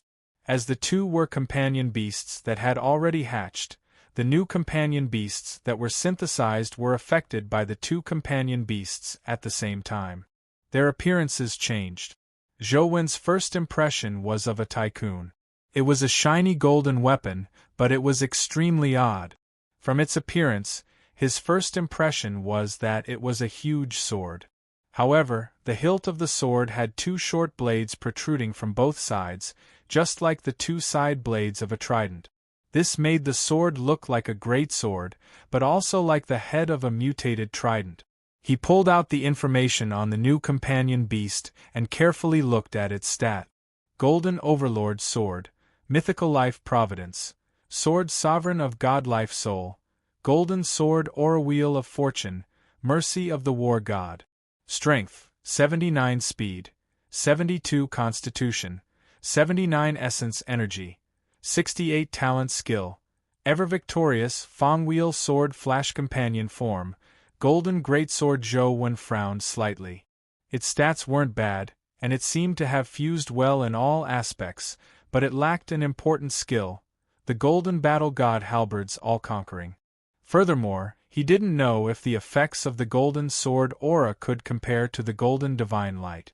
Zhou Wen brought the Golden Greatsword to test it in-game and realized that the Golden Sword Aura could be shot out as Fong Wheel Sword Flash. Furthermore, its might wasn't inferior to the Golden Divine Light. However, it lacked the all-conquering skill, so its destructive power was slightly weaker. However, with the augmentation of Ever Victorious, it wasn't too far off. Although the Golden Overlord Sword's stats and skills were slightly inferior to the Golden Battle God Halberd's, its golden sword aura could be released. This was a qualitative leap, making Zhou Wen's combat maneuverability much higher. If he had to choose between the two, Zhou Wen would still choose the Golden Overlord sword. Looking at the Golden Battle God Halberd companion egg that had just dropped and hadn't hatched, Zhou Wen matched it with the Golden Overlord sword and realized that the compatibility was higher than before. It was as high as 69%. Using the Golden Battle God Halberd companion egg as a supplementary material, I can enhance the Golden Overlord sword without changing its foundation. However, I don't know how much it can be enhanced. It would be great if I can fuse the all-conquering skill. Zhou Wen gritted his teeth and placed the Golden Battle God Halberd companion egg on it again, deciding to fuse it again. Although the Golden Overlord sword was already very strong, Zhou Wen felt that something was missing without the all-conquering skill. It had to be said that Zhou Wen also had a tendency to be a perfectionist. Seeing the light drown the Golden Overlord sword and the companion egg, Zhou Wen couldn't help but feel nervous. Although the success rate was close to 70%, Zhou Wen had previously failed with a higher success rate. It wasn't impossible for him to fail this time. My heart is in a mess. I need to be blank. Just as the fusion began, his phone suddenly rang, giving Zhou Wen a fright. He picked up his phone and saw that it was Wang Lu's number. "What are you doing? Why did you take so long to answer?" Wang Lu's voice sounded from the phone. "Gaming," Zhou Wen answered. When he turned his head, the fusion had already ended. The Golden Overlord sword was still there and hadn't exploded. "Can't you have any other activities apart from gaming?" Wang Lu said unhappily. "I don't want to do any activities," Zhou Wen answered. Wang Lu knew that Zhou Wen wasn't one to speak, but she still felt indignant. After calming herself down, she continued, "I've successfully advanced to the epic stage, but due to the problem with the primordial energy art I cultivate, I've regressed to the mortal stage. I need time to cultivate again. I won't be able to return to school for the time being. When I wasn't around, the antelope and little Feifei must have suffered a lot. You must have always forgotten to feed them. Now you know that it's impossible without me, right?" "No, and Xing will feed them when I'm not around. They eat very well," Zhou Wen answered. "Goodbye." Wang Lu decisively hung up. She felt that if she continued chatting, she would be infuriated to death by Zhou Wen. Chapter 611.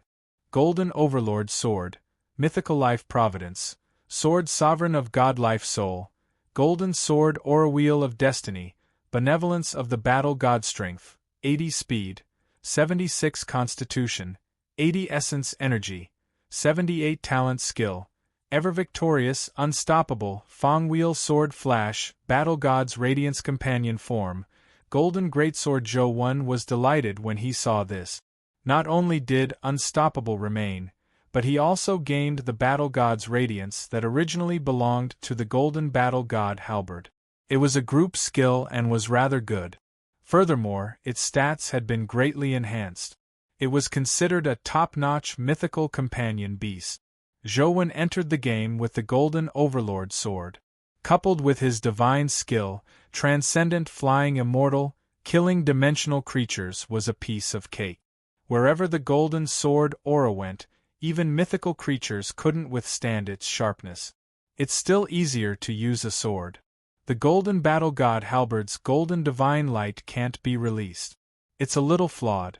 Zhou Wen compared the Golden Battle God Halberd to the Golden Overlord sword and immediately gave up on the Golden Battle God Halberd, allowing it to attack in its own form. Old Zhou quickly watched the livestream. Zhou Wen was still immersed in the joy of the Golden Overlord sword's successful fusion when Li Xian suddenly sent him a message. "What livestream?" Zhou Wen asked. "The Cube's ranking battle.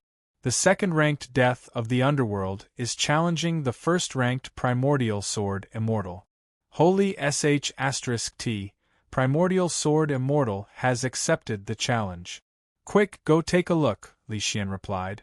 Zhou Wen hurriedly opened the web page and immediately saw all sorts of headlines.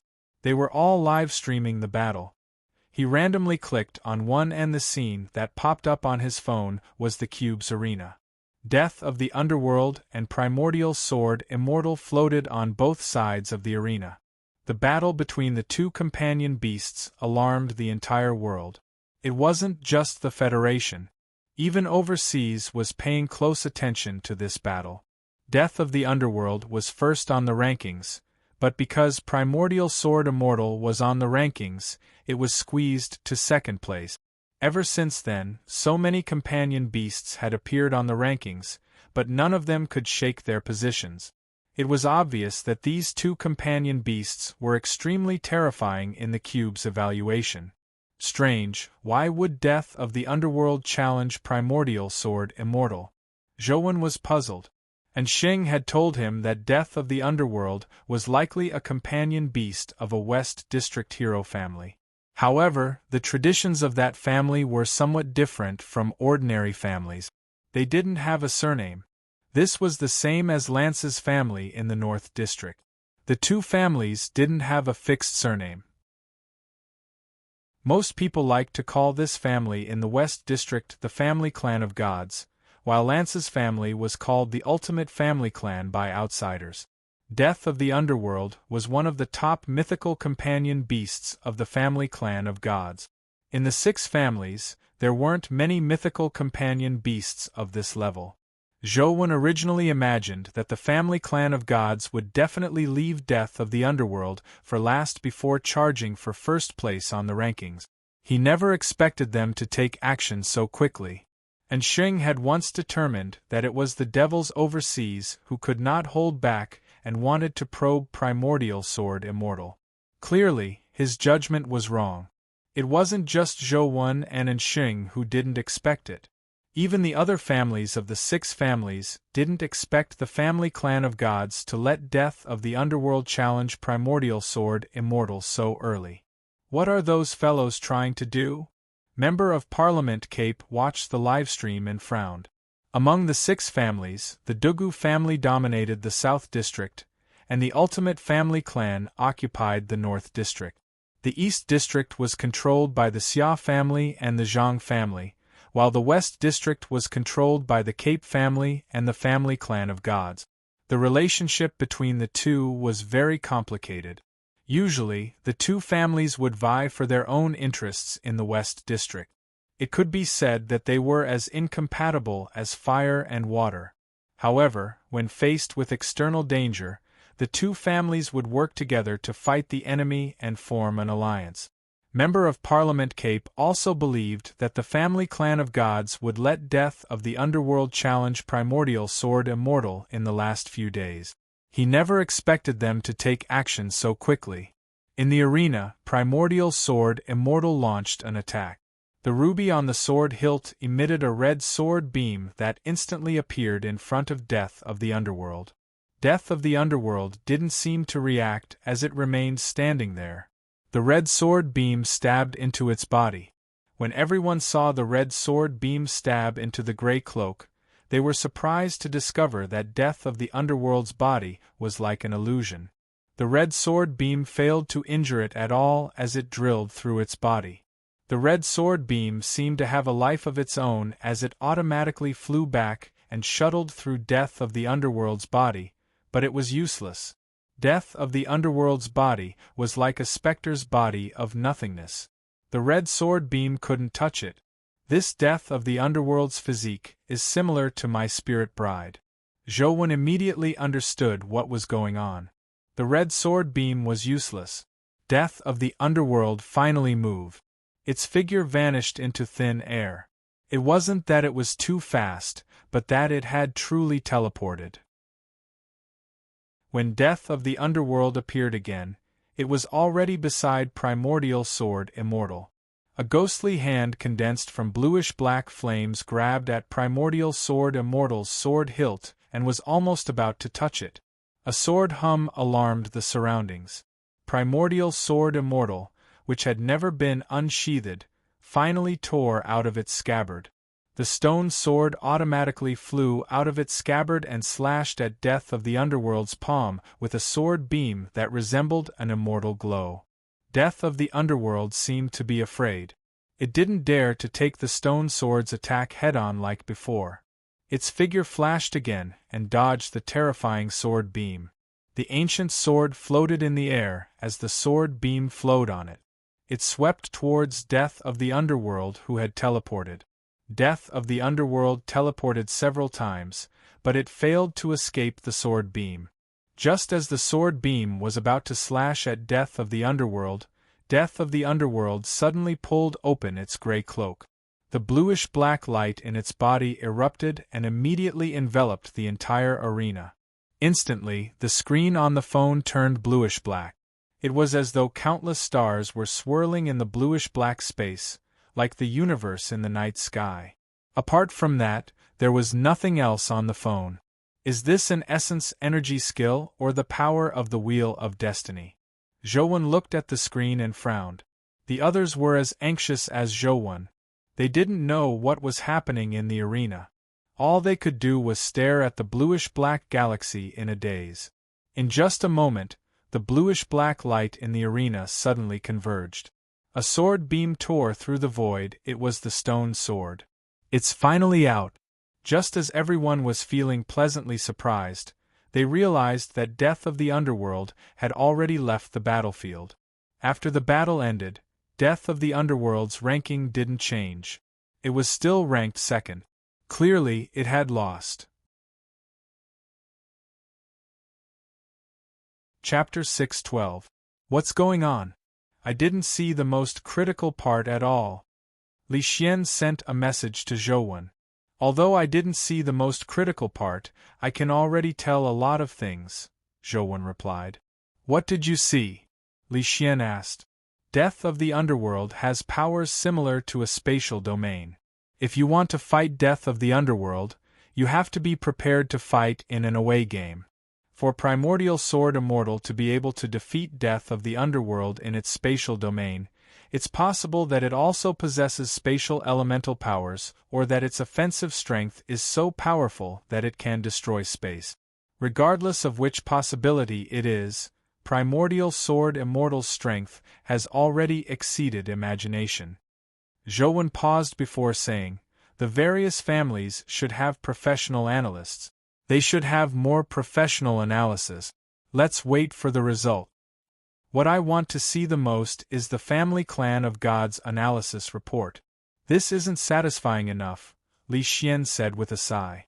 It's indeed not satisfying enough. Zhou had the same thoughts. Now, the only one who knew more about Primordial Sword Immortal was the Family Clan of Gods. However, he was certain that they wouldn't easily leak the information they had obtained. Indeed, in less than 2 days, news came from Ansheng. It was said that the Family Clan of Gods had indeed produced a comprehensive analysis. Furthermore, they were publicly selling the analysis result. However, the asking price was too high. Even the other families were hesitating, unsure if they should buy their information. No one could guarantee that the Family Clan of Gods analysis was decisive. Unfortunately, my pets don't have spatial powers. If we fight, others will see everything. There's no possibility of selling the information. Otherwise, I can sell the information to make a killing. Zhou had an idea, but no matter how he thought about it, there was no way to protect his information. Beep, beep, beep. A notification sounded from the phone. Tyrant Behemoth had entered a hungry state again. After this fellow advanced to the mythical stage, its demand for food was even higher. If not for the primordial crystal ores in the poison bat passageway, Tyrant Behemoth would have long starved to death. Thankfully, the primordial crystal ores would respawn with the dungeons. Every time Tyrant Behemoth entered the poison bat cave, it would eat the bats and the primordial crystal ores together. By the time it finished eating, it would be about 70% full. If it came again, it would last for about 2 to 3 days. What a terrifying appetite! In reality, it really can't be kept alive. After Zhou finished eating with Tyrant Behemoth, he went to grind Torch Dragon and Qiongqi. Ever since the torch dragon egg dropped, no companion beasts had dropped. Instead, Cheongchi had dropped an essence energy skill crystal. Its stats didn't meet the requirements, so it could only be respawned. Torch Dragon would also drop rare spatial stat crystals. This was also one of the motivations for Zhou Wen to grind it. Xianwen would organize an event, so Li Xian called everyone over. Zhou Wen came to the activity room and saw that Gully and Sadie were there. However, it was a little strange today. Gully didn't clamor to challenge Zhou Wen. Gu Dian, Feng Qiuyan, Fang Ruashi, and Tian Xiangdong had come to participate in the event. Zhou Wen sent a message asking Huang Ji what was going on. Huang Ji said that he had secured a huge investment and was discussing some details with the investor. If the investment was successful, he would be able to form a proper team for his dimensional game. Not only would the map be greatly expanded, but the details of the game would also be optimized. Who's so blind as to invest in this game? Although Zhou Wen felt that Huang Ji's game was pretty good, the dungeons were too small. Furthermore, they were dungeons that humans were already familiar with, so their effects were limited. Unless someone provided information on new dimensional zones, the game dimension wouldn't be able to make it onto the stage. Zhou Wen was only using the game as a shield. He had no intention of earning money through the game. However, Huang Ji revealed that not only would the other party invest, but they would also bring a large amount of information on relatively new dimensional zones. This was also one of the reasons why Huang Ji was tempted and willing to let outsiders invest. Information on new dimensional zones and in large quantities. This isn't something ordinary people can obtain. Don't tell me you've been scammed? Zhou Wen was somewhat worried. Don't worry. The other party has a military background. Behind him should be Deputy Governor Qin. There won't be any problems in this aspect. Huang Ji had already made plans as though he had already investigated the other party's background. If Deputy Governor Qin is really supporting it, then this game might really become popular. Zhou Wen was somewhat surprised. He never expected this game to attract Qin Wufu's attention. You're right, but they have a request. If they really want to invest in the game, then the opening of the dungeon will be divided into 3 stages. The public dungeon is for public download online. The college dungeon is only available to students of Sunset College to download. Dissemination is prohibited. There's also the military dungeon. It's only open to the military. All information is confidential. Without their consent, the contents of the military dungeon are definitely not to be released in other versions, Huang Ji said. That's reasonable. Zhou Wen felt that there was no problem. Yes, we're in the midst of discussions. I'll inform you when there's an outcome. Alright. When Zhou Wen invested, he had said that he didn't care about these matters. All he did was sit back and wait to collect the money. These problems were to be decided by Huang Ji himself. Gully and Sadie were very quiet today. Gully, who had been so arrogant when he first entered school, obediently listened to Li Xian's arrangements today. He didn't make any arrogant remarks, as though he had changed into a different person. It surprised Li Xian. He originally imagined that he would have to teach the 2 geniuses from the Ultimate Family clan a lesson or 2 to make them behave. Today, our target is the demonized generals at Tiger Cage Pass.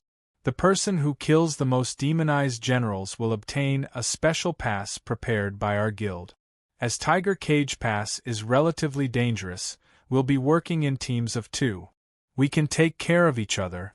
The 2 people in the same team can't move separately. Li Xian paused and said, Leg, you and little Yen will be in a team. Sadie, you and I will be in a team. President, I wish to be in a team with Zhou Wen, Sadie suddenly said. Li Xian rubbed his nose and said, That's fine. It's fine if you want to follow old Zhou. Xiangdong, follow me. Ruashi, you and Gu Dian will be in a team. After the assignment, everyone set off for Tiger Cage Pass.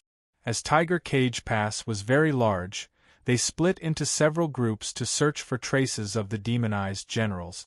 Tiger Cage Pass had no secrets to Zhou. He only came out to move around. It could be considered as letting others know that he was also cultivating. Zhou, are you interested in competing? Sadie suddenly said to Zhou. Chapter 6:13. Not interested. Zhou shook his head. Zhou was now considering how to kill Primordial Sword Immortal. He had no interest in an opponent at Sadie's level. Even if she was a peerless genius, she was at most at the epic stage. The epic stage was already too weak for Zhou. He had condensed 5 life souls, which was equivalent to others advancing to the epic stage 5 times. He really didn't think that the epic stage was impressive.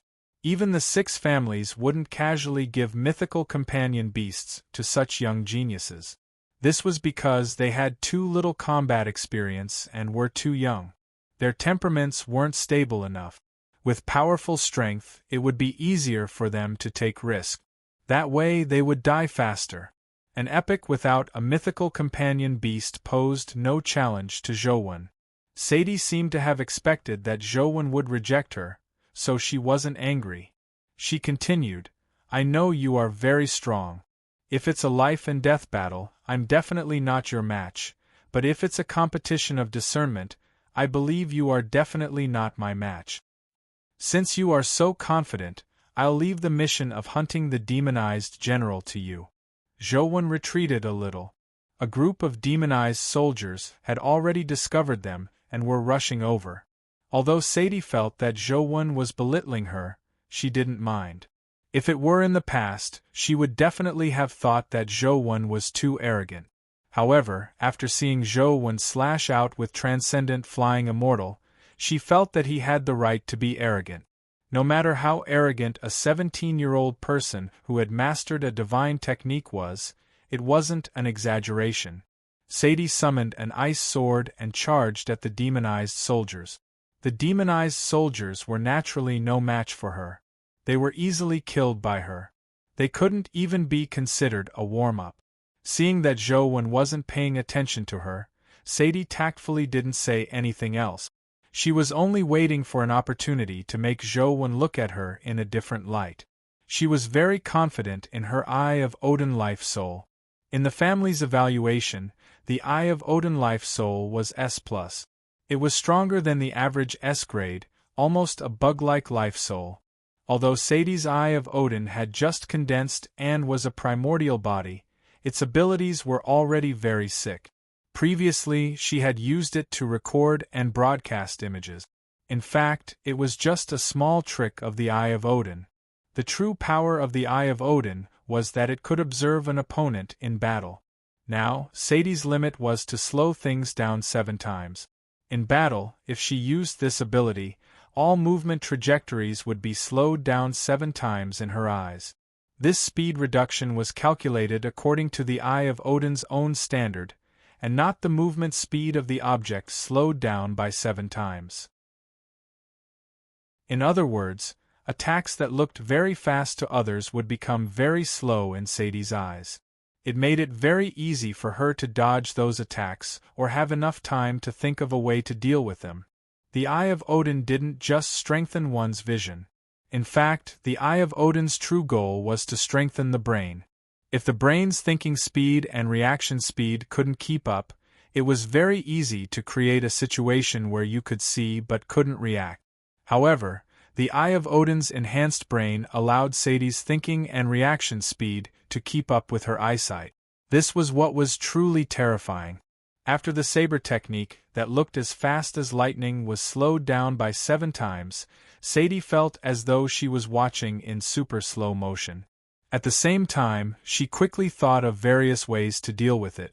Now, Sadie's only flaw was that because her eyesight and brain power were too strong, her body couldn't keep up with her brain's reaction speed. This resulted in a situation where she had high ambitions but low abilities. Under normal circumstances, 4 to 5 times the speed was already her limit. Her body's speed could keep up with her eyesight and brain power. any higher, and even if her brain issued the command, her body wouldn't be able to keep up. In terms of combat ability, Sadie knew that she was far from Zhou Wen's match, but in terms of eyesight, Sadie didn't believe that she would lose to Zhou Wen. Along the way, the ice sword in Sadie's hand mercilessly reaped the lives of the demonized soldiers. Even if she encountered a demonized general, it would be killed by her with one strike. Her sword technique didn't have any unnecessary movements. She could always kill her enemy in the simplest way. Let's stop here. Don't go any further. Zhou Wen followed behind Sadie and didn't attack. Seeing that Sadie was about to rush into the range of the Tiger Cage demonized general, he said, "Let's stop here. I heard that there are very powerful dimensional creatures guarding Tiger Cage Pass. Ordinary people can't rush in. Why don't we make a bet? If I can rush into the city and kill the dimensional creature guarding the pass, I'll win. If I can't rush in or kill the dimensional creature guarding the pass, it'll be my loss. If I lose, I can tell you a secret regarding the cube's ranking. If I'm lucky enough to win, I hope that you can officially compete with me. Just the two of us, let's compare our eyesight," Sadie said. "What secret?" Zhou Wen asked. "It won't be a secret if I tell you. However, I guarantee with my character that this secret is definitely worth it," Sadie said firmly. "All right, I'll bet with you. Are you sure you want to kill the strongest dimensional creature in Tiger Cage Pass?" Zhou Wen asked. "That's right. Let's clap our hands to make an oath. It's a deal, right?" Sadie extended her palm. Zhou Wen didn't hesitate as he extended his palm and slapped it. The Tiger Cage demonized general was already a top epic creature. No matter how talented Sadie was, it was already not bad for her to be able to kill the Tiger Cage demonized general. However, the truly terrifying thing in Tiger Cage Pass wasn't the Tiger Cage demonized general, but the elegant Emperor's avatar puppet. Although that fellow was only at the epic stage, the difficulty of dealing with him was close to the mythical stage. Zhou Wen didn't think that Sadie had the ability to kill the elegant Emperor's avatar puppet. Retracting her palm, the corners of Sadie's mouth curled up slightly as she revealed a confident expression.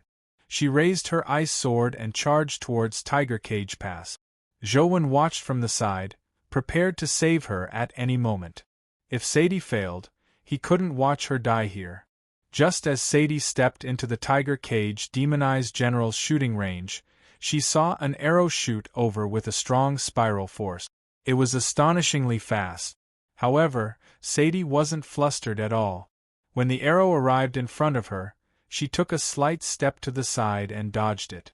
At the same time, the ice sword in her hand slashed at the arrow, sending it to the ground. She continued charging towards Tiger Cage Pass.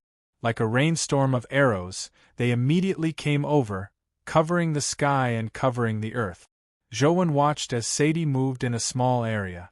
She brandished the ice sword in her hand and easily passed through the rain of arrows as she continued charging towards Tiger Cage Pass. This Sadie is really capable. Zhou Wen realized that when Sadie passed through the rain of arrows, she used a very small amount of movement to dodge a large number of arrows. Every time she brandished her ice sword, she would hit the most critical arrow. The entire process was as standard as a route calculated by a computer. There was no waste of stamina or unnecessary movements. Even Zhou Wen himself couldn't do better than Sadie. Sogu. Chapter 6:14. Could it be that this Sadie has already reached the minute subtlety realm at such a young age? Zhou Wen was somewhat surprised. Back then, Lance had only just touched the edge of minute subtlety. Sadie was even younger than Lance, but she had completely comprehended minute subtlety. From Zhou Wen's point of view, this was an extremely shocking matter. Unbeknownst to Zhou Wen, Sadie was purely relying on the Eye of Odin's ability. Her true realm was inferior to Lance's, so she was naturally inferior to Zhou Wen. However, the Eye of Odin was too buggy. Therefore, in the eyes of outsiders, Sadie was at greater mastery of the minute subtlety realm. No matter how intense the battle was, she could always calmly achieve perfection. Soon, Sadie rushed to the city wall and fought the Tiger Cage demonized general. The Tiger Cage demonized general was stronger than Sadie in every aspect, but under the effects of the Eye of Odin, all his moves were cracked. He couldn't injure Sadie at all. Instead, he was restrained by Sadie and was severely suppressed. It was only a matter of time before he was killed. There's actually such a genius in this world? Joanne watched Sadie's battle and became increasingly certain that she had reached greater mastery of the minute subtlety realm. Otherwise, how could she have reached such a stage? She should be about the same age as me or even younger than me. Since she can do it, there's no reason why I can't. Joanne carefully observed Sadie's actions. At the same time, he switched his essence energy skill to small perfection of wisdom. The 8 perfections wisdom life providence and the Hell King life soul also took effect at the same time, making his senses extremely sharp. Joanne sat on the cheese back and watched the battle. At the same time, he put himself in Sadie's shoes and imagined how his choice would be different from Sadie's if he were to fight the Tiger Cage demonized general. Soon, Joanne realized that although his choice wasn't wrong, he felt that it was a little crude compared to Sadie's. It wasn't as meticulous as Sadie's. What am I missing?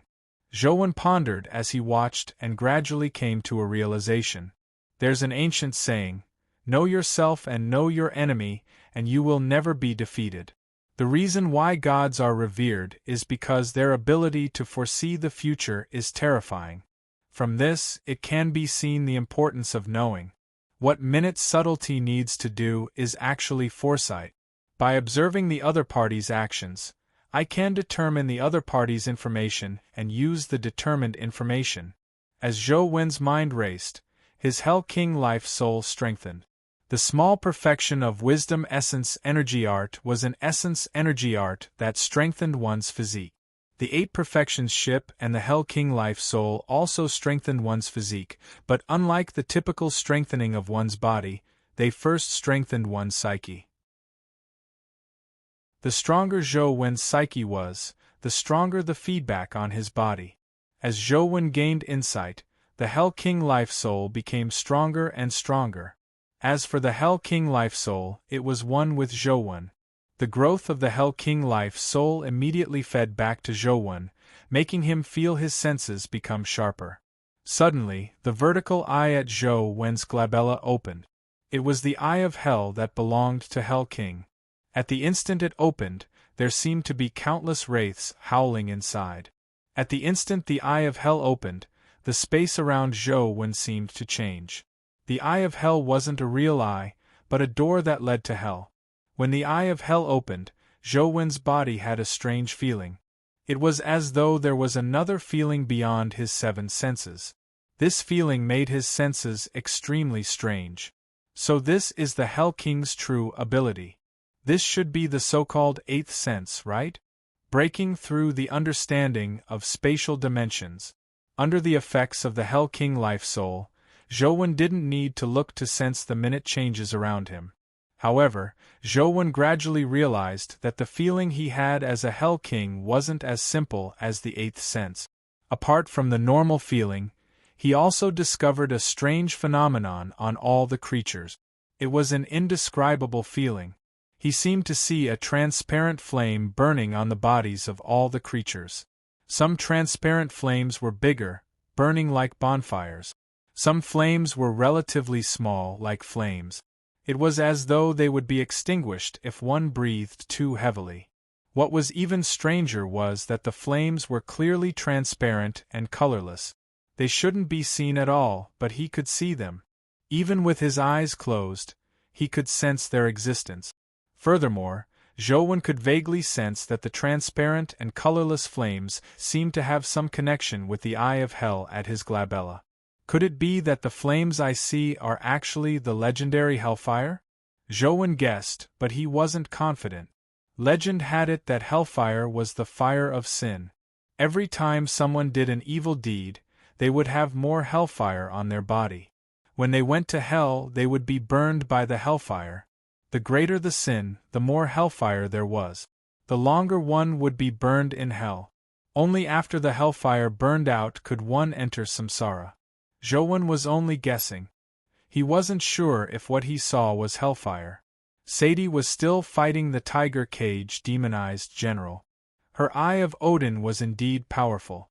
Despite being weak, she suppressed the tiger cage demonized general and finally killed him with one strike. The entire process was smooth, not giving the tiger cage demonized general any chance. The tiger cage demonized general didn't even touch the corner of her clothes. Even Sadie was very satisfied with her performance. Zhouwen, I won. Sadie stood on the city wall and said to Zhouwen with a smile. Take a look behind you first, Zhouwen said indifferently. Sadie was slightly taken aback as she turned her head to look. She saw a strange person dressed in linen clothes and wearing a mask standing on top of a tower in the city. Before Sadie could do anything, she saw the strange person holding a stack of yellow paper in his hand. Then, he threw it into the air. The yellow paper scattered and turned out to be paper figurines. However, when the paper figurines landed, they turned into tiger cage demonized generals. There were more than 10 of them. More than 10 tiger cage demonized generals swarmed forward and immediately surrounded Sadie. Sadie was alarmed. She could still deal with one tiger cage demonized general, but if more than 10 tiger cage demonized generals had the same combat strength as the tiger cage demonized general from before, she was definitely no match for them. Originally, Xiao Chun had hoped that these tiger cage demonic generals were just paper tigers and did not possess true strength.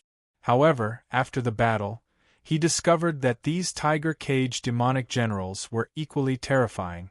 Sadie fought many alone.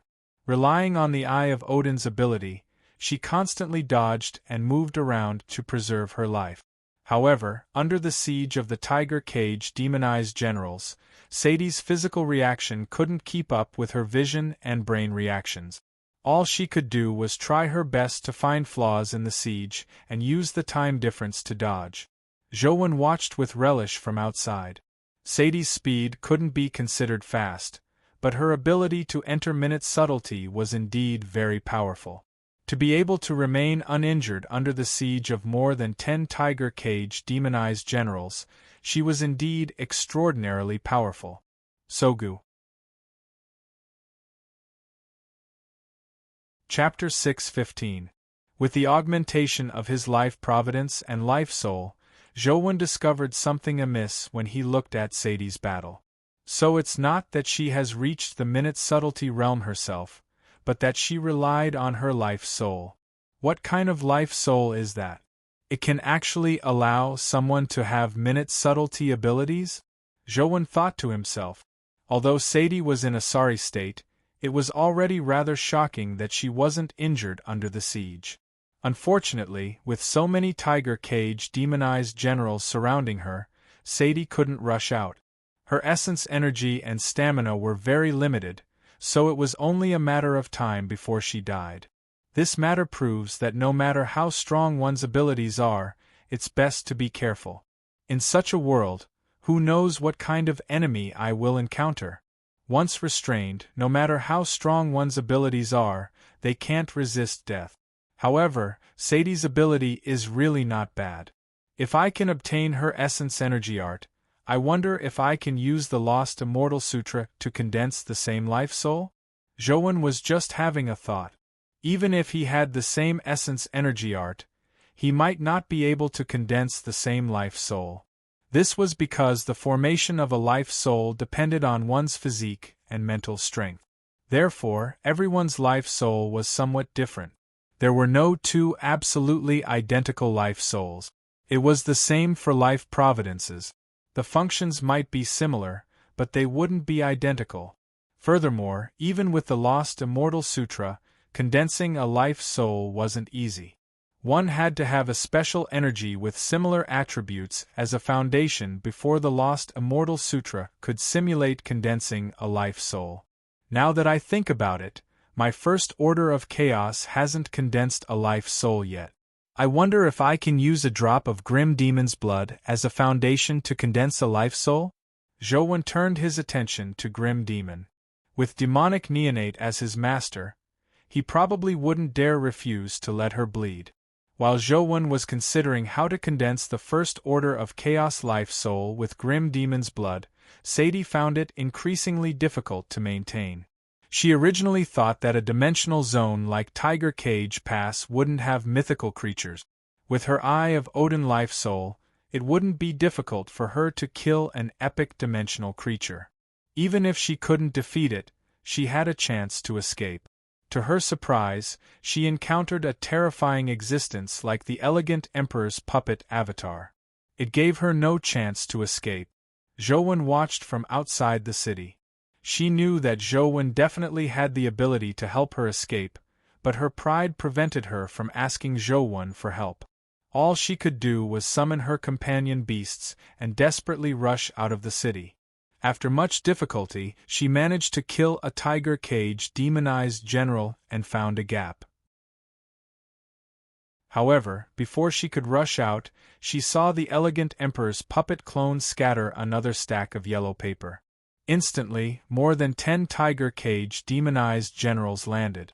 Not only did they seal off her escape route, but they also made her situation even more dangerous.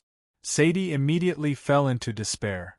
She was surrounded by 20 to 30 Tiger Cage demonized generals. Even if her Eye of Odin could see the way out, her body's speed couldn't keep up. The reason why the 6 families didn't hand mythical companion beasts to young people was because of this reason. Young people were hot-blooded, especially young geniuses. All of them were proud and impulsive. With powerful strength, it would make it easier for them to fall into danger. Therefore, even if they had mythical companion beasts, the various families would give them to those who had a certain level of experience, had been tempered by reality, and were calm and capable. Although there wasn't much of a difference in age, if it were Lance, he definitely wouldn't have made such a decision. Sadie's essence energy was almost depleted. A companion beast beside her was attacked and slammed into her, immediately deviating her trajectory. It was too late to dodge the attacks of the Tiger Cage demonized generals beside her. Sadie gritted her teeth and prepared to risk her life, but she saw a saber beam flash. The Tiger Cage demonized generals beside her suddenly stopped attacking. With a bang, white fog emitted, turning into yellow paper figurines that landed on the ground. Turning her head, she saw Zhou standing beside the masked man. As for the masked man, his head had already been chopped off. "What's the secret you mentioned regarding the ranking companion beasts?" Zhou walked to Sadie's side and asked. Sadie looked at Zhou with a complicated expression before saying, "Actually, this isn't a secret. Many people in the 6 families should know that getting first place on the rankings isn't the only thing that matters." "What do you mean? Isn't only first place qualified to pluck the divine fruit?" Zhou asked with a frown. "It's true that only first place has the right to pluck the divine fruit. However, it's still unknown if one can really pluck the divine fruit. However, as long as one can enter the ranking, they will be able to obtain the corresponding benefits. It doesn't matter if one's ranking is high or low. However, if one's ranking is high, the benefits will be greater," Sadie said. "What benefits?" Zhou had never heard of such a thing. "I'm not sure yet. I'll have to wait until the ranking battle ends before I know what benefits I can obtain," Sadie said. "Where did this news come from?" Zhou frowned slightly. Sadie's words were somewhat unbelievable. The ranking had just appeared not long ago. There had never been such a thing in the past.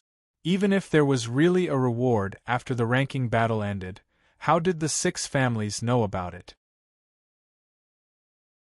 "I don't know the source of the news either, but it shouldn't be wrong. The 6 families and the overseas factions are so active in rushing the rankings. It's definitely not without reason," Sadie said. Zhou didn't know if Sadie really didn't know or if she didn't want to say. "It's about time. Let's go back." Zhou didn't ask further. Sadie walked back with Zhou, but her emotions were somewhat mixed. Although she was confident that her eyesight was better than Zhou Wen's, the difference in actual combat was too great.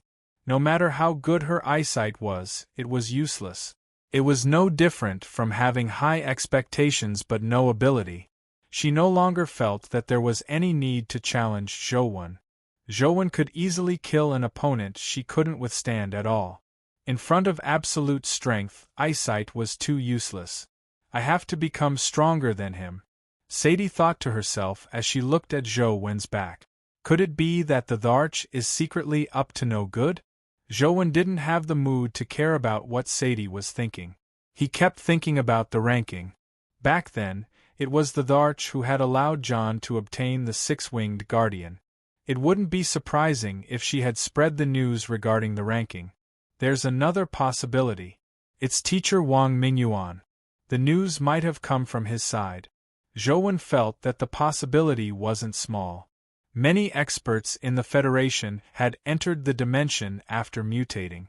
No one knew if the Federation had deliberately planted people among the mutated experts. If there were, it wasn't impossible for news to spread from there. From the looks of it, I have to go back and ask the Tharch about it. Zhou Wen decided to take the opportunity to send something to the Tharch after returning to ask about the ranking. Sogu. You're tuning in to the Phoenix Knights YouTube channel. Don't forget to subscribe and join us on this journey to catch the most captivating stories.